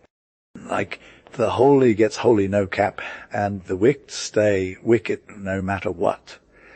We got to think about the formula for life that's like connected to this law of continuity thing. We're talking spiritual life, so we might need a new vibe for our words, or we'll be low-key doubting the whole every idle word matters deal. But for real, looking at all existences as organisms, are we going to get shook by seeing some failures? Like periods of inactivity that's all wrong. Should we think Christ's church is like really held back from growing and adapting? Can true membership even be formed or cancelled by just human vibes? Can we just chop up off branches or burn the whole tree and it'll affect the ultimate outcome? The soul of a human ain't excluded from this freedom. Fam, we're talking about breaking the law of Eden, forgetting it, denying it, but it never forgets us. It's always got our back. In spite of us, it's like looking out for our growth, making sure we develop. It takes us where we want to go, even if we don't want to. Sometimes it saves what we messed up and always destroys what we intentionally trash. Lowkey, H. It's all about the law. Now, let's talk about this simple bill of fare for a Christmas dinner. All them recipe books got bills of fare for different occasions, grand dinners, little dinners, you feel.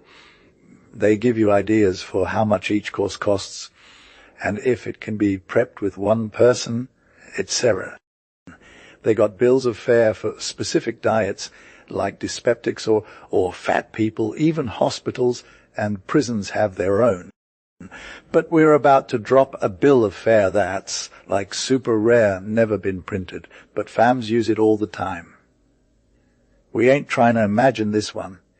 H, We've actually had these dinners. We've helped prep them. We believe in them, therefore everybody's means. And here's the wild part, this dinner doesn't cost a dime. Oh, listen up, y'all who are hungry and thirsty, we got a bill of fare.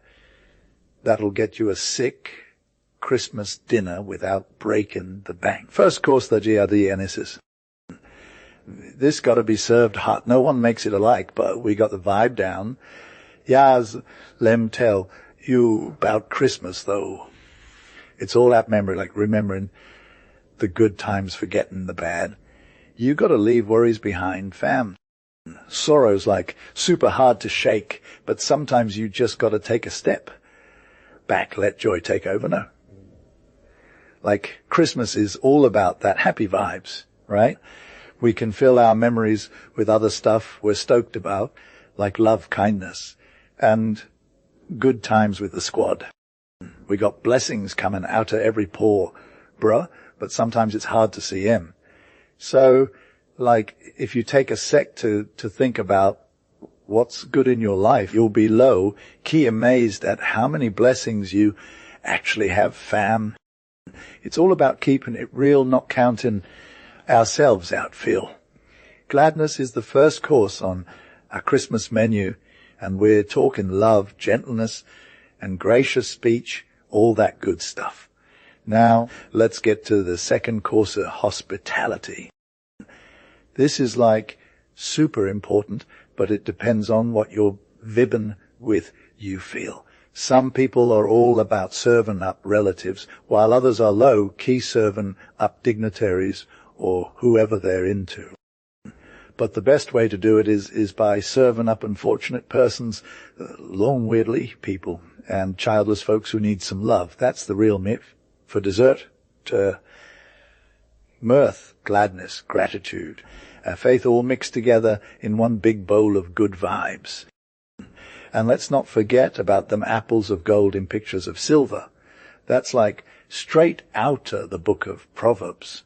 Fam, our Christmas menu is all about keeping it simple yet lit. We ain't worried about no fancy, schmancy ingredients or expensive dishes. Just good vibes, love, and kindness. That's what we're serving up, bruh, with the most fire tables or the least lit ones. It's not getting extra with the addition of roast, goose, and plum pudding. It's not getting hella basic with the addition of herring and potatoes. Bruh, it can still give flavor and richness to that stale bread on the doorstep, served straight up for beggars. We could talk more about this bill of fare.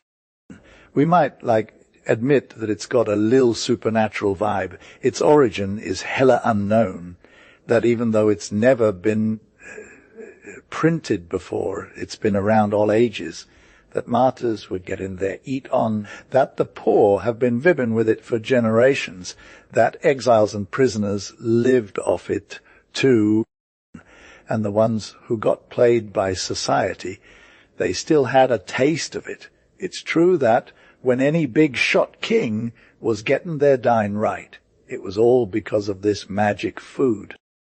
Even the youngins, free spirits, and ballers in them costly houses ain't never been feeling full without it. And though we called it a bill of fare for a Christmas dinner, that's just so people can catch a glimpse and think it's all about the holiday vibes, so they can learn and secret and start eating like the boss. And then they're all about keep unto the Lord. Kids' parties from 6 till 11:30, bruh. German at 7 for real. These were the terms of an invite we saw last week. It was sent to 40 kids between 10 and 16. Can I allow my little homies to stay till 11:30? We asked a mom whose kids were invited. She was like, what can I do if I send the whip for them at 10:30? They'll probably be stuck there. It's hella hard to break up a set. And 10:30 is 2 hours and a half past their bedtime. They might as well stay an hour longer. Honestly, I wish nobody would ever ask my kids to a party. I'm low, key stuck if they are asked. Of course, I could keep them at home, but I don't have the moral courage to see M so hella unhappy. This is a tender, loving mom, whose natural methods with her kiddos made M sweet, gentle little girls. It's a delight to know M. But what can she do? The question is super vague and hard to answer. It's easy for people who are all about the shade to be like, why ain't nobody got time? Keep those kids away from them parties that last too long. This is the same thing as saying, never take him to no party at all. There ain't no parties that yas. Hey, let's get real breakups. At 9, bro. That's like a thing of the past, fam. We're low-key hoping them country towns and villages still got it going. Know what I'm saying. Like Saturday afternoon sipping tea, 3 p.m. till the sun dips low, little Grom's just trying to get home. That's the real tea. These parties were basic, but in a good way, you feel. No German vibes. Just some fun dancing, blind man's bluff, and snacks galore. Caraway cookies and lemonade with a goat. Try offering that to kids today and see how they'd react, lol. They'd be like, nah, bruh, I got this. Little girls come home at midnight glowing, all smiles in their white muslin dresses, rockin' bouquets of flowers and little favors from the German. Next morning, champagne and chicken salad for supper. And they're still bright-eyed and bushy, tailed after only a few hours' sleep. It's like mom's all worried 'cause they won't get tired the next day, but honestly, they do. The thing is, our kids, their bodies are like springs. They bounce back, no cap. We keep putting them through this stress and excitement, and it's like we're slowly wearing them down. Man, they might be fine on the surface, but deep down, something's wrong. We should be investing in their mental health, not just their physical well-being. Every hour they sleep is like money in the bank for years to come. Fam. Every minute after dark is like withdrawing cash from same account. It's wild how fast we can lose it all, if you know what I mean. Yaz, H, living that chill life, right? Like kittens vibbing on hearths and squirrels getting their sun on. That's literally the most invested life. Every hour you're low, key thinking, trying to solve problems or whatever in a schoolroom or ballroom is just straight up robbing yourself of that reserved energy that helps your nerves cope with all the struggles later you feel. And every bite of wholesome food you chomp down on, like at a decent hour, can literally have major ripple effects on the rest of your life. Bruh. Victor Hugo, the benevolent exile, found out that even just eating one meal in 7 days can actually transform how healthy you look, even for all the poor kids in Guernsey. Who's to say that maybe taking a whacking bad supper every now and then ain't going to leave some lasting marks on your body? If nature was just more chill about executing its sentences against all the extra drama we're bringing, things wouldn't be so wild. The law of continuity is hella hard to grasp for most peeps. You know, they get it in gardens and fields, but when it comes to our own lives, especially with kids, they're still trying to figure it out. Seed time and harvest are a thing, fam, but we got to understand that if we don't put in the work, we can't reap what we sow. And let's be real, most of the good stuff we get is for them, not us. That's why one of the first things we need to change up is kids' parties, our supper talk. We're all about after dinner talk and how it's a big deal, fam. Poets, philosophers, even kings and ministers try to bring their A game, but nobody really knows what tofter supper talk should be, bruh. We're not talking about that fancy dinner party. We mean the everyday supper hour in our daily homes, when it's just chillin' after a long day. This is supposed to be the sweetest part of the day, but honestly, most people are low-key forgetting to make time for it. It should be Mom's special time where she can fix any mistakes from that day and get ready for whatever drama might happen tomorrow. Families have this instinct to linger around the supper table, unlike how everyone gets all hyped up at breakfast or dinner.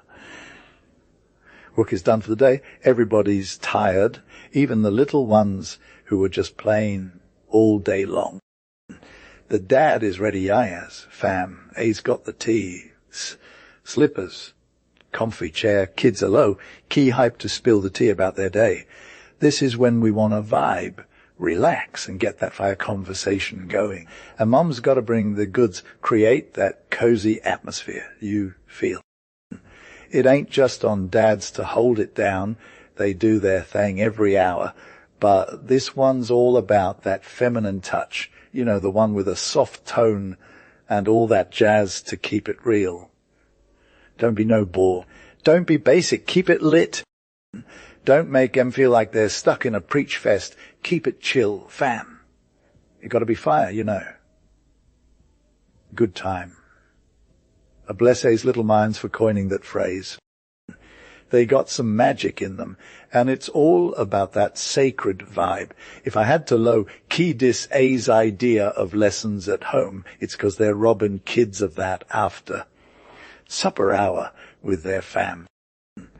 Even if they could handle more brain stuff, their hearts can't take the strain. That's when the real magic happens. You get to vibe with your crew, no cares, just chilling. Even poor fams feel that peace and rest coming in like a warm hug. Poets already knew this one. It's like they're saying, hey fam, this hour is sacred. Maybe there's something deeper going on when you see all those vibes around dinner time. But for real, it's the most sacred thing, fam. When night falls, things get hella serious. But H got that magic hour where harm and good mix like a weird potion. Moms and dads got to keep it lit, play games, read books, get them feeling good after a long day. Don't let darkness bring the bad vibes. Give M something to hold on to instead. So mamas and daddies, keep that after supper talk, flow in, fam, hustle up to A's crib after dinner. Fam. Let boys and girls invite their squad over, okay? They'll get a fire welcome and a lit time after supper. No cap. Parents can low-key roast all the Temptations town, or village throws at them to keep their kiddos from ghosting out for the night.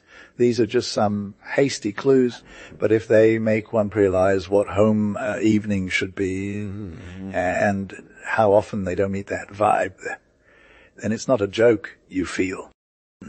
Hysteria in literature. Docs say there ain't no real disease or symptom that hysteria can't fake. Skilled surgeons get played by its slick moves, thinking their youngin' daughters are straight up sick with spinal issues, esophagus drama, gastro issues. And on, bruh. Families go crazy, friends lose sleep over anxiety, docs come out the woodwork. But all that while, the dosed up body part they're low-key believing is hella healthy.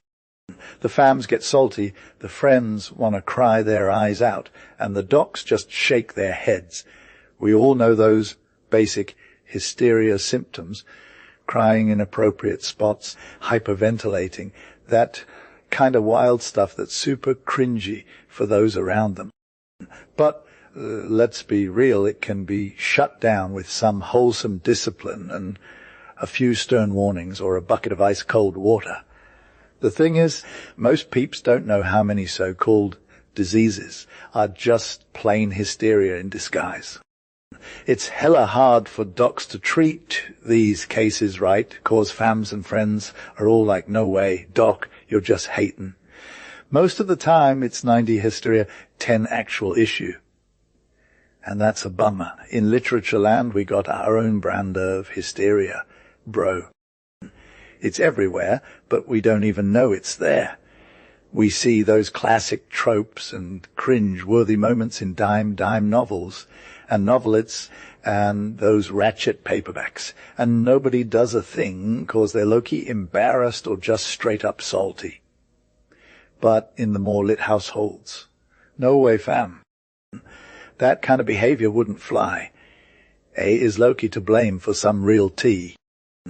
But there's another way it goes down that's straight fire, but also super toxic. It's like a vibe that's hiding in plain sight, wearing symptoms of being all authentic, but really it's just a sneaky manipulator. Both men and women can be hella prone to this, though for them it might look different, you feel.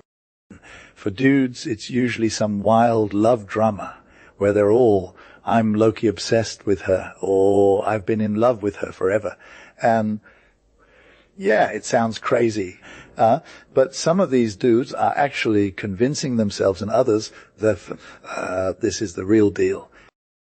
They go around repeating like it's gospel. Yeah, this is love. This is the truth, fam. These do-days are super extra, proclaiming their bays' names on rooftops, sharing intimate deets with the world. It's like they're trying to out-love everyone else. What gets them in trouble? Honestly, only Love himself knows for sure, but you can kind of sense that it might be some real life punishment. It's hard to say what that is, but it's going to be a secret forever, just like all of Love's secrets. These do-days also get into art or science and go wild, shouting about their opinions in stentorian voices that are straight up deafening. They tell stories with such huge drama that you can practically feel the lies resonating through your soul. And honestly, it's hard to keep up. These storytellers just keep spinning more and more outlandish tales till you're questioning what's real and what's fake. But the worst part is when they get all up in religious writing, trying to pass off the toxic vibes as spiritual enlightenment. They write theology, biopsies, essays, and stories that are supposed to be inspiring, but really just leave you crying for the good people who read them. These books can be super convincing with their melodramatic language and overly emotional language that's basically just a bunch of hot air. They're like manuals of drill for your soul or something, with formulas and stuff that sound super authentic but are really just shallow exercises in self-indulgence. The difference between good and bad books is hard to spot unless you're looking close. They're all over the place, with artificial atmospheres and empty routine that's almost indistinguishable from genuine enthusiasm and wisdom. You ain't keeping it real is hard, especially when you're trying to stay woke about that faith thing. Nature's all about vibes, bro, and quietness is the real MVP. We gotta believe that eventually there'll be a time when silence gets its due and people start talking less and acting more chill. Moderation should be king, and them extra drama queens with their loud language. They're just basic. But for real, the worst part of this is how contagious it is. We all know how one hyped up patient can wreck a whole hospital ward. I heard this doc once share a fire story about a woman who went to Bellevue Hospital for a hysterical cough, but her lungs and bronchia were straight. Fam, she just had this crazy cough that was all about getting attention from the doc's visit, right? By the end of the week, half the women in the ward were acting the same way, and it's not like that was a fluke. There's been some wild stories coming out in publishing too. Some writer puts out this novel with a strong female lead who's all about redemption, but it's just so extra and try hard. And then suddenly Everyone else has written the same kind of story, even if they're not as talented or genuine. It's wild, and I think we need some kind of intervention to stop this madness. I mean, we can't keep seeing the same old stories coming out all the time. Someone needs to come in and give everyone a good old-fashioned cold water treatment. You feel? By letter and lowkey good vibes were shared about by dudes on horses when sissies spun and wove for years, no cap at their wedding trousseaux, and moms spun and wove what their sons and husbands wore, no question. When newspapers were small and super infrequent, kinda lame and basic, so that no one could or would learn from them more about other people's opinions, affairs, or occupations than it were hella convenient to know. When wars were still pretty chill, armies sailing great distances by chance winds, or grinding on foot for thousands of miles, and fighting hard hand to hand at sight. When fortunes also got made slowly by growing their own thing, no men excepting the ones who got rich off being salty and taking advantage of others becoming rich in a day. It'd be wild to sigh for these old days, TW, or it'd be hella stupid to be salty about progress, unaware that we're already straight fire. Is today lit? Has living become like magic, fam? Are we not lowkey surrounded by all the color and getting served on all that shape and sound and flavor can give? Are we not wiser each moment than we were the minute before? Do the blind see, the deaf hear, and the cripples dance?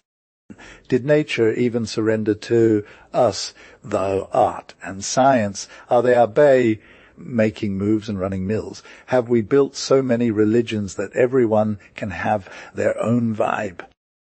Is it crazy that what's going on right now is like totally on fleek and at max speed and sound? Should we be salty because we're hella exhausted from the noise? Or dying from the spin cycle, though? What even is a man, I guess? What are 120 million men, though? What's quiet compared to having all that dough, or living long enough to eat some good meals and stuff? When we get added up in the universal reckoning of races, who even cares about individuals? Lol. Let's just be disinterested. Let's sacrifice ourselves and our kids, too, to take it to the next level and make human invention and attainment the highest it can be. We're working in the dark. Fam, we don't even know where we're at on the grand scale, not even if Huxley knew, which he probably did teep. We know about how low we are compared to some other primates, though. Let's just hope that our homies from higher planes will be hella appreciative of what we got when we get there. But for now, let's never stop grinding, because we might not be the last and highest work of the Creator. And in a fair way, we can't even reach the final climax yet, can be or become, right? Let's make the best of this whole thing, aka dyspepsia, paralysis, and stuff that's low, key ruining our lives. Like maybe we can do more in 40 years, grindin' day-night, than we would in 70 years just chillin' by day. And it's cool if the 5 out of 12 kids who make it out alive can still rep their dad's names, methods. It's hella comforting to think that the world is always getting better, and progress is like the law of the universe or something. It's lit when you see how each gen takes what the last one left behind and flips it into something new. What do we even care if we're just getting used up? We got to be with the times you feel. We might as well be ghosted if we ain't vibbin' with this age. Which dude don't think I wish they were born like 100 years ago so they could hang out with their great-grandpop and live a more relaxed life. The joyless American, it's low-key weird to think that when some Euro comes to the States, they're all like, sick, this whole country is hella messed up, they'd probably assume everyone's depressed or something. But for real, if you walk around town for a walkie, count how many faces are actually smelling, and I'm pretty sure you'll be like, "Hick, man, it's hard to see anyone with a genuinely good mood." The thing is, this whole sad face thing is so common that we're just numb to it, and we look for something better. Only when some random kid walks in and starts smiling do we even notice how dark it all is. Witness what happens when that person gets on an Uber or whatever. Everyone's like, they're smiling. Even the most extra people can't help but relax a little. Yes. Hey. It'd be low-key a philanthropy if we didn't do anything about this whole misery vibe from getting all up in our people's faces. One philosophy is like, make them play more, but bro, they probably need to chill too. When you look at that 4th of July crowd, it's hard to think that adding more holidays would even make a difference. Feel. We work too many days and play too few, but it's not just about the hours we're grinding. It's what we bring to our job and playtime that matters. If we ain't vibbing with our hearts and spirits, we won't be living our best lives, gee. So if we don't do this work and playtime right, we'll just end up with a bunch of drama and nothing good come out of it. It's all about that American face, though. It's so dead, it's like the demon of stress and overwork is just chilling in the sky, and our vibe can't even touch it. Our atmosphere might be fire, but that spell ain't going nowhere. Any old dude can tell you that they've met the people who lived life at their own pace, made their own moves, and died natural deaths, you feel. But, like, what if we just gave up on getting our goals? So, God forbid, bro, we're going to keep it moving at this wild pace, or should we try something new? On the Corso during Carnival, those horses in distress can move fast, but we don't need that much stress. If we're just trying to do so much and make our mark, we'll just be looking all kinds of overworked and miserable on the streets. But even if we ain't feeling the love, we should still put a little effort into smiling, you know. It's not that hard. We can relax those face muscles like nobody's business. Even if it don't come natural, it's better than nothing. Smilin' is key to bringing some joy and good vibes to society. So, Smiling Made Easy or The Complete Art of Looking Good-Natured would be a bestseller for sure. Hey, said, I'm low, key salty about all this drama in theology. Like, who can even guess what's going to go down if everyone just started worshipping like that? It's all about trying to be a good human, feel. But honestly, it's hard to not be a hater when you're trying to put on this fake Christian face. And then this one chick from Gothi's fam is like, laughter is key, no cap. But for real, there comes a time when you got to level up and stop being a baby. It's all about the spiritual growth, but like, it takes work. Gee, if clergymen knew what was poppin' in the spirit world, they'd be low-key freaking out. Like, we're so used to just moving on with our lives that we don't even think about the real ones who are dealing with it. We see all these numbers and names, but we ain't really thinking about it until it's too late. It's like mortality rates in Brooklyn or whatever, and we just glance over it like it ain't a thing. But when you realize how many are actually people in Trutligon, sungles, some real struggles. It's like our vibes get dark, We can still be turned up, but deep down we're scared to move because we don't want to be the one who brings the last hour of someone's spiritual breath. Or for real though, most of this drama happens when you're just trying to figure stuff out, like during teething or whatever. It's wild how much it parallels physical health until it feels kind of messed up. Like when we're firstborns, we're all about that milk life, and then we start feeling these doubts and needs, and it's hard to know what's good for us. Then comes the old school spiritual doctor, and they just want to cut through the tooth too soon. We suffer, we bleed, but they think they've fixed the problem only for it to come back harder than before. It's like the more you learn, the more you realize how little you know, and that can be a real struggle. Yaz, bruh, H, like trying to break through some pain, yeah, feel. So like Doc gives us a rubber ring or an ivory one and it's whack for real, or maybe the new pain is actually kinda easier to vibe with. Probably the tooth just gets through faster from all that gnawing and stuff.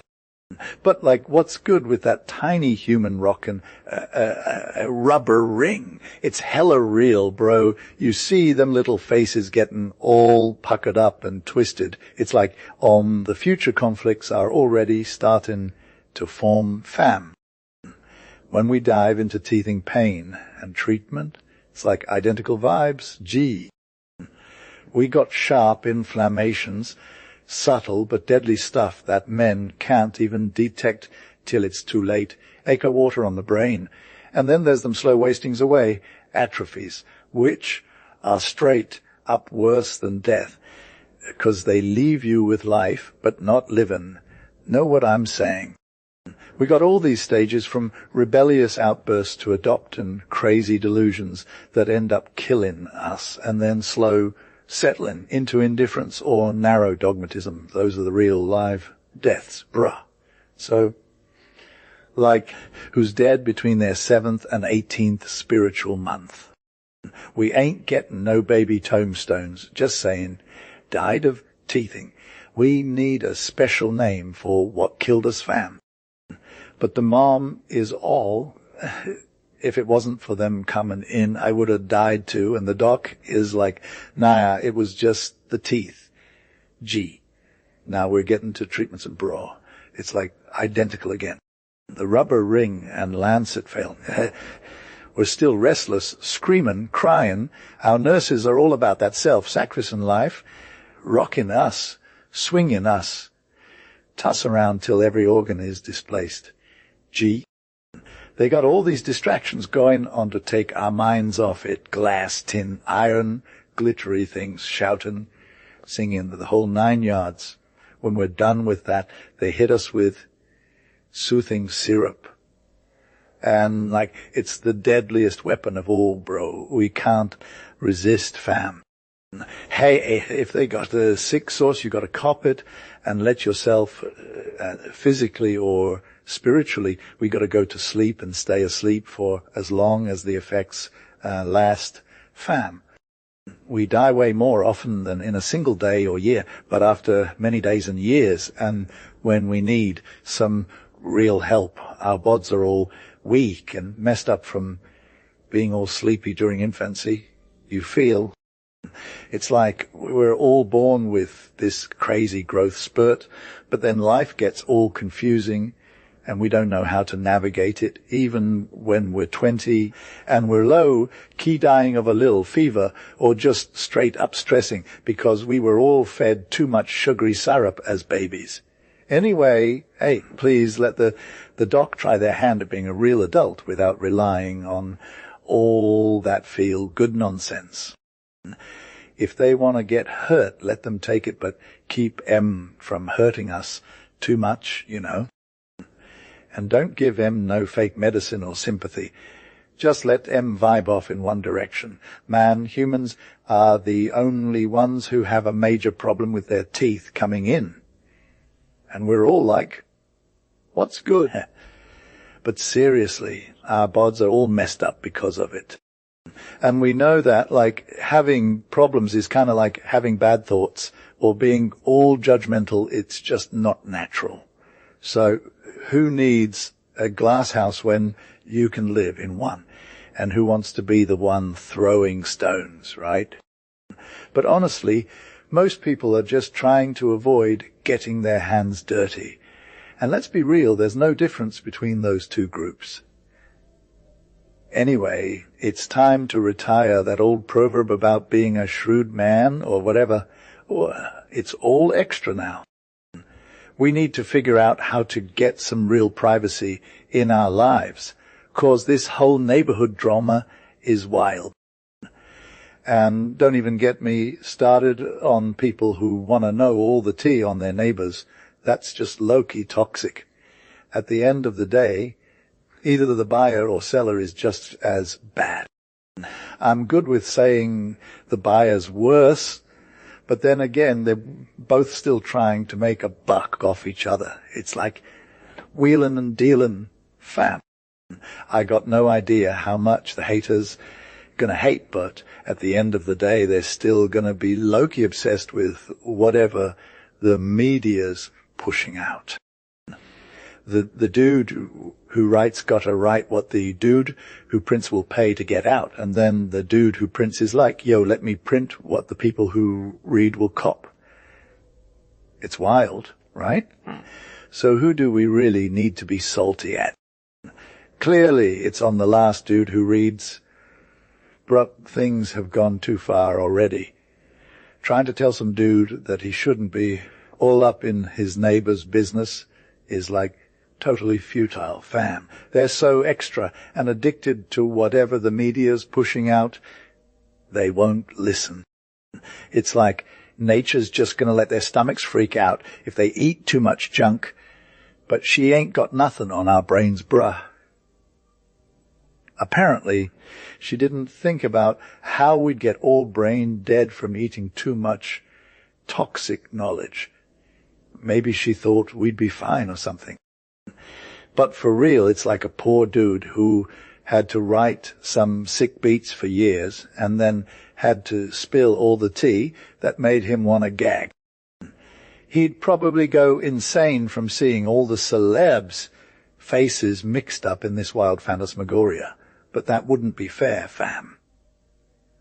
Meanwhile, the real culprits would just be chilling, eating their unsavory snacks and laughing all the way to the bank. It's like this whole thing is extra hard to deal with because it's all connected to some deeper problem you feel. Lowkey, what's good with history? Like, how much of this stuff about peeps who are actually living in 2023 even matters? Let's just ask ourselves. And don't even get me started on how many of these fams in the public eye have any real claim to being relevant. But like, all that drama is hella insignificant compared to the main issue. This whole thing is just so extra, and it's disrespecting individuals' rights, you feel? Some people might be low-key hyped about having their names in the news or whatever, but they're deaf few and far between. And when they do pop up, it's like super annoying for those who are trying to keep a low profile. No cap, no one can really prepare themselves for this invasion of privacy. Nothing short of dying would even stop it. And even then, it's just leaving the drama behind, which, let's be real, is still kind of harsh. When someone dies, their memory and legacy get kind of ruined too. It's all about trying to make a name for yourself by association with greatness, but like, what's good?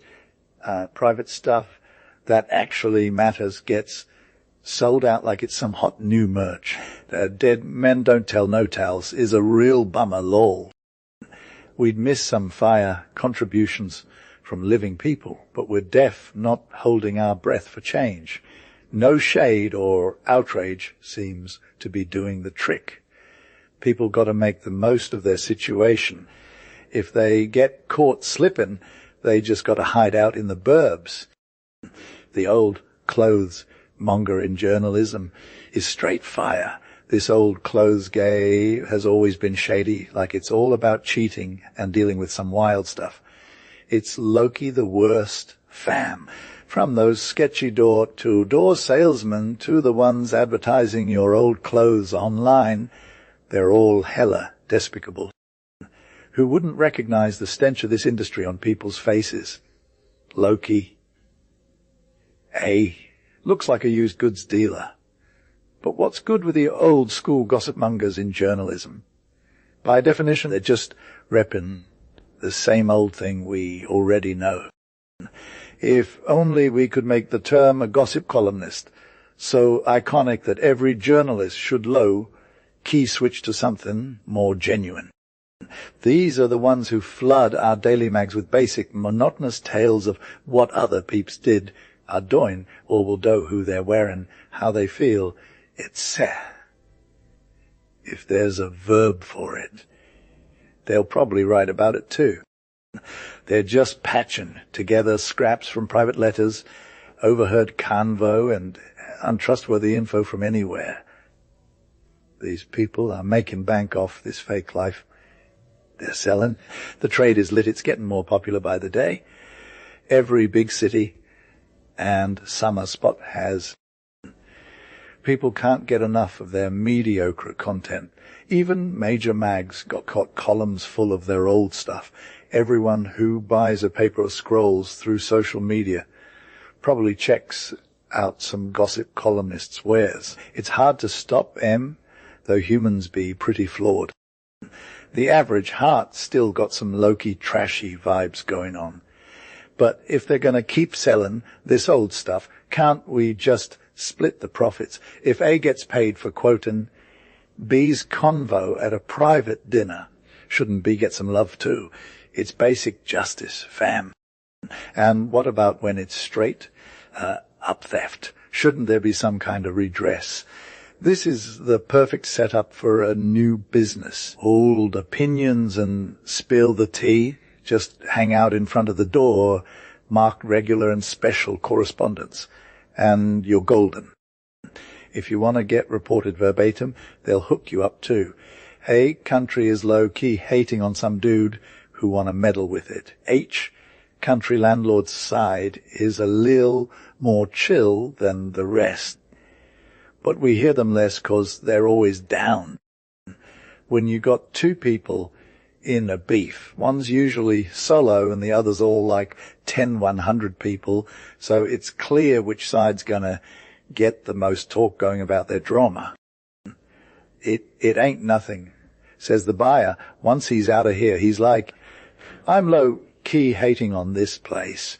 We're more reminded of this one Bible verse than any other when we're vibing with people about borders in country houses.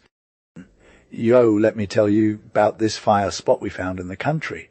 It's totes only miles from MT or Lake. The drives are fire, and it's like $7 a week for room and board. Is the food on point? For sure. It's good for the country vibes. We had good butter and milk. Eggs galore. Meats ain't even that great in the country. But we all lost weight. Fam, we're totes coming back this year if they don't raise the prices. This city girl is low-key searching for some country chill and sits down to write H. Country landlord. Hey, sir, we want to lock up our old rooms for July and August. 'Cause we're staying for a hot minute, we hope you'll be all about counting the kids at half price. Last year, you remember them twins. They were 14 and paid full price. Now they're like 14 again. But fam, it's still pricey. I'm hoping Mrs. has some better wash arrangements this summer, and she'll let us have our own servant to do the laundry for the whole squad. If that sounds cool to you, we'd be totes down for $38, £50 a week. Maybe if the servant takes care of my room solo, it's like 37. That way, your crew won't be stuck with all that extra work. Then hey, country landlord is hella hesitant 'cause he's not sure if he'll fill all his rooms this season. $37 a week is totes better than nothing. So, in his simple mind, if he helps Mrs. out by getting her crew on the cheap, she'll be low-key all about him and his crib. In an evil moment, he's like, peace out. They come, and it's a whole nother story. The twins are straight-up giants, and they're always hangry. The baby's sickly and needs special diet on the reg. The other 5 kids are just low-key eating all day. H is lowkey, a hater for real though. Like 5 grown people, and they're already causing double the drama. This servant girl is straight out of Ireland, but she's hella slow and can't get her act together. She spends most of 4 days doing laundry and making the other servants extra salty. Mrs.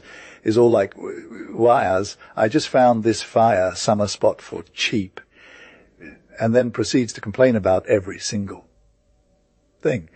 The food's not fresh, the mattresses are wuck, the chairs are old, and even the dust is too much. She's always going on about how the landlord can't be held accountable for nothing. But it's real talk. This ain't no exaggeration, fam. Every country landlord has a whole docks of boarders who are low-key expecting the world to revolve around them. You got your city folks thinking they're all high and mighty, but really they're just trying to get served.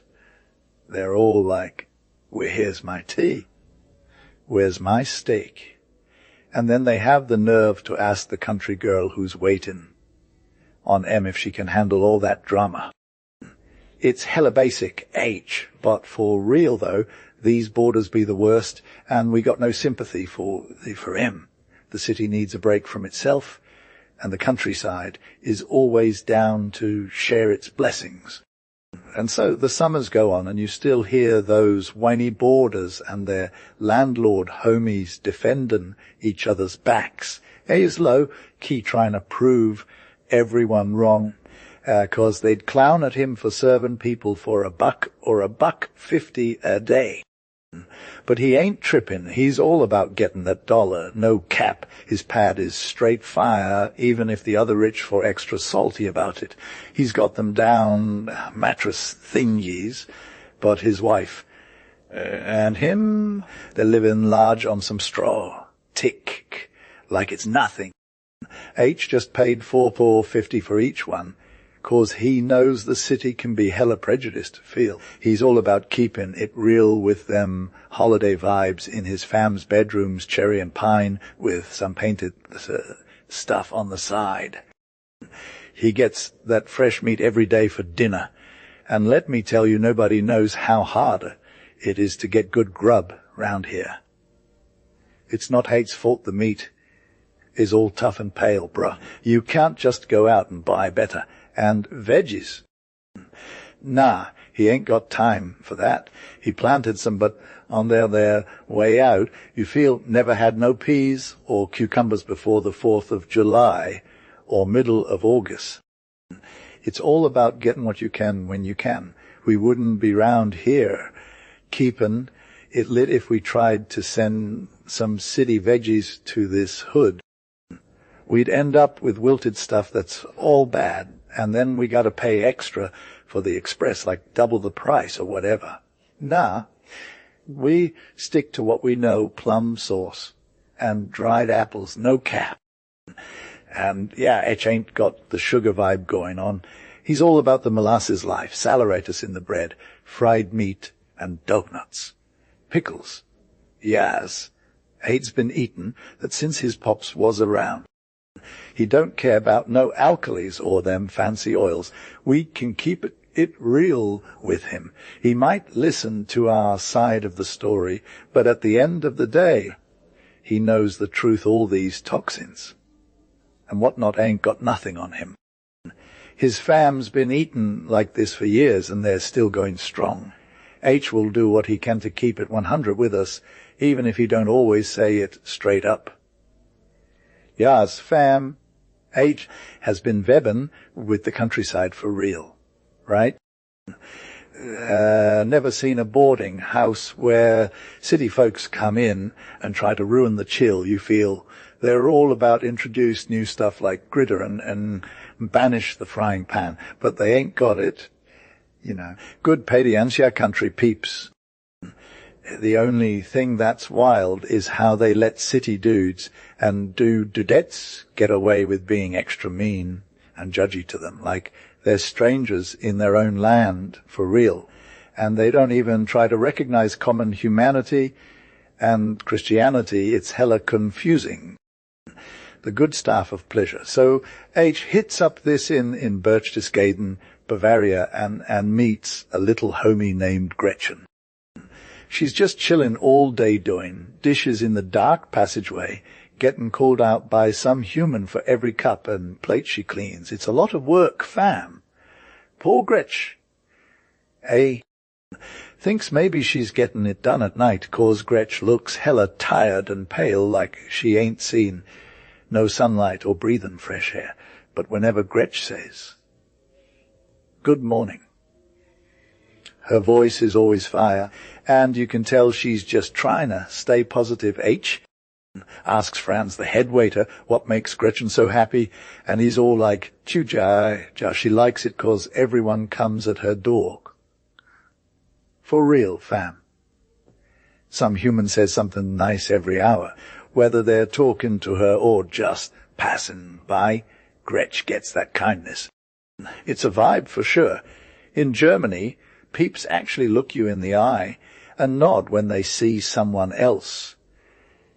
It's all about showing love and respect. We're still working on that in America, fam. So even though Gretchen's life is hella hard, she's staying positive cause of those little moments of kindness. Loki would have been ghosted in 3 months. If all dudes and dudettes could vibe with the power of even a lil something, how much happier this world would be.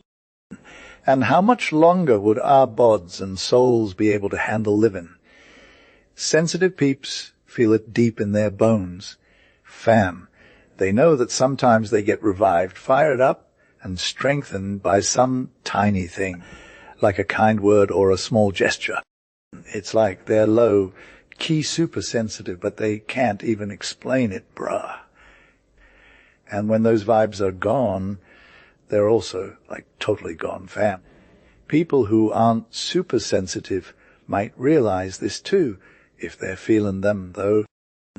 They're not like a match made in heaven or whatever with tenderness and sensitivity.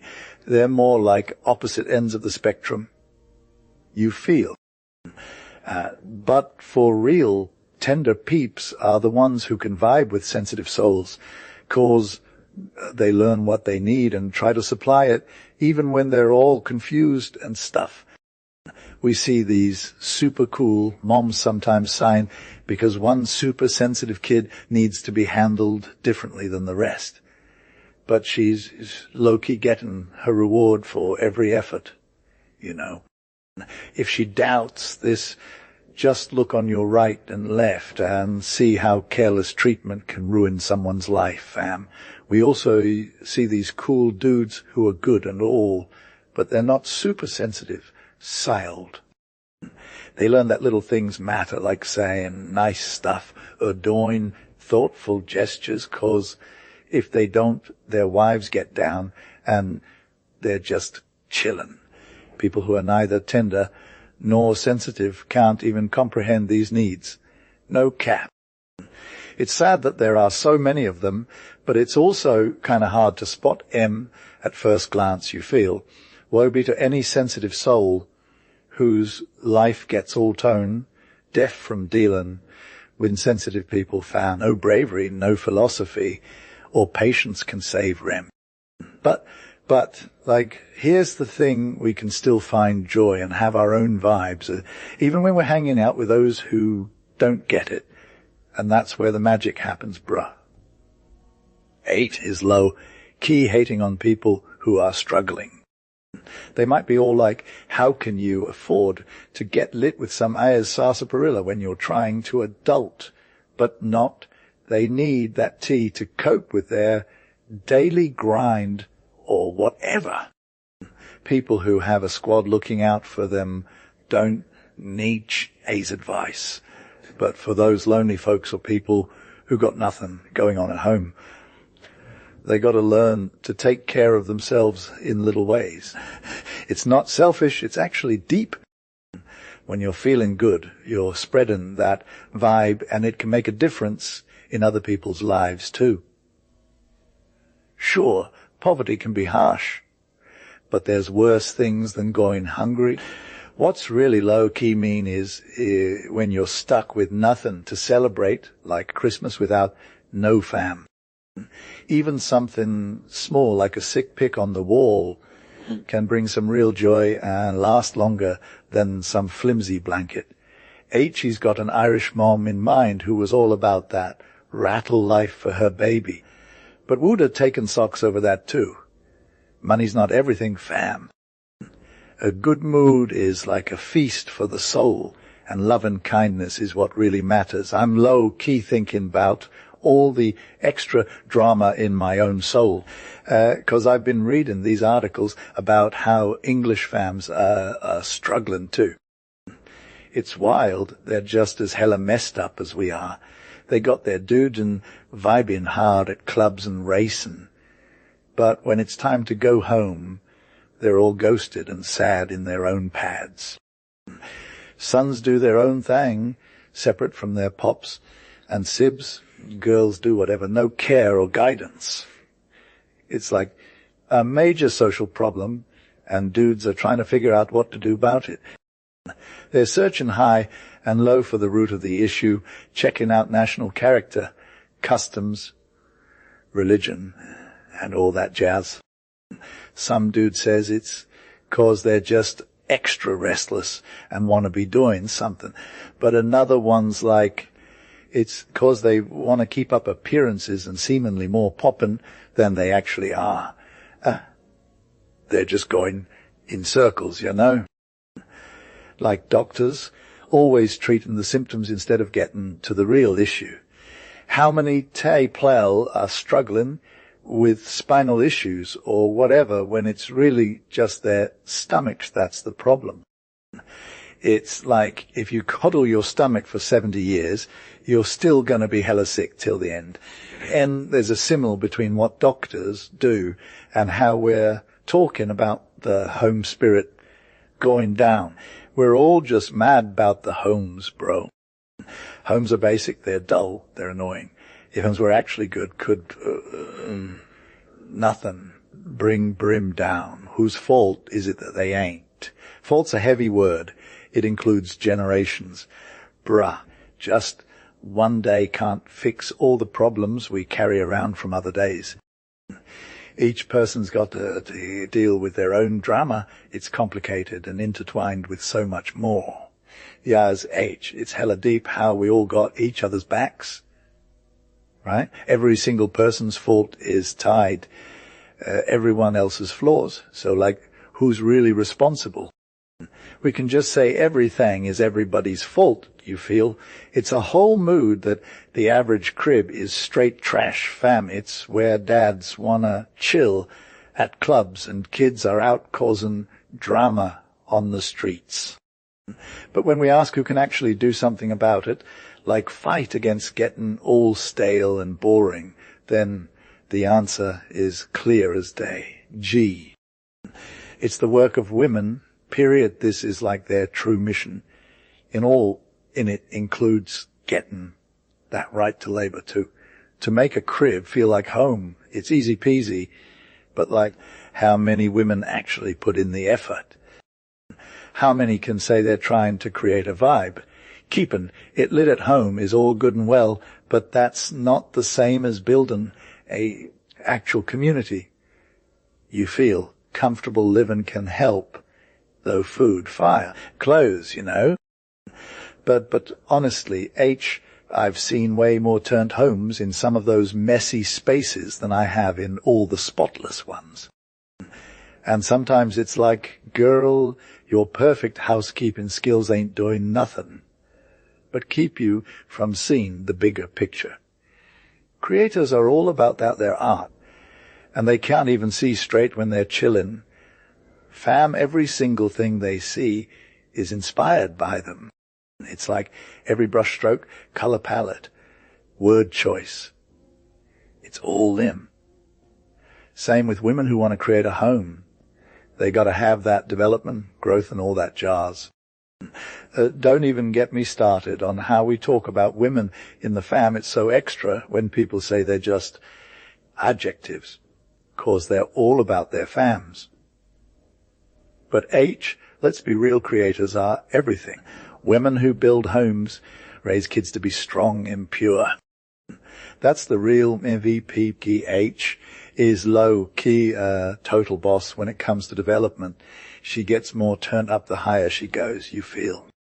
But for real, as soon as her own development slows down, her creativity just stops dead in its tracks. All that science, art, religion, and life experience is going to be like super helpful to H. She's low-key got the power to make stars shine bright for her. If she had all the human genius ever created, it'd be hella extra. The vibes around her are just going to be so extra too. Everyone's got to respect her hard work. It's like reverent or whatever. She's working with some real divinity, patience, and inspiration here. There's no way for monotony to come in the home. H's got the foresight to keep everything fresh. She's all about the diplomacy too. Her loving energy keeps everyone chillin'. Unconsciously, every member of her fam is just a workpiece in her hands. She's always thinking about how to be wise and make good moves for the whole crew. Her first move is like order, you feel. And it's all about maxing out individuality. H not just going to be some adjective. She's an actual org. She won't get tired or disheartened no matter what. She's all about pushing boundaries and getting stuff done. She'll learn new skills and master science like a boss, so her boys can have lit evenings. She's all about being worldly wise, giving it to Caesar his due, so the fam can live their best lives. She's going to invent, surprise, outsmart, remember, laugh, listen. Basically, she's a triple threat of love. Yeah, this is hard. Yeah, there's stuff to keep up. Poverty, sickness, and time is tight. But H is all about getting it done 1 minute at a time, you know. In that 1 minute, life can be hella deep.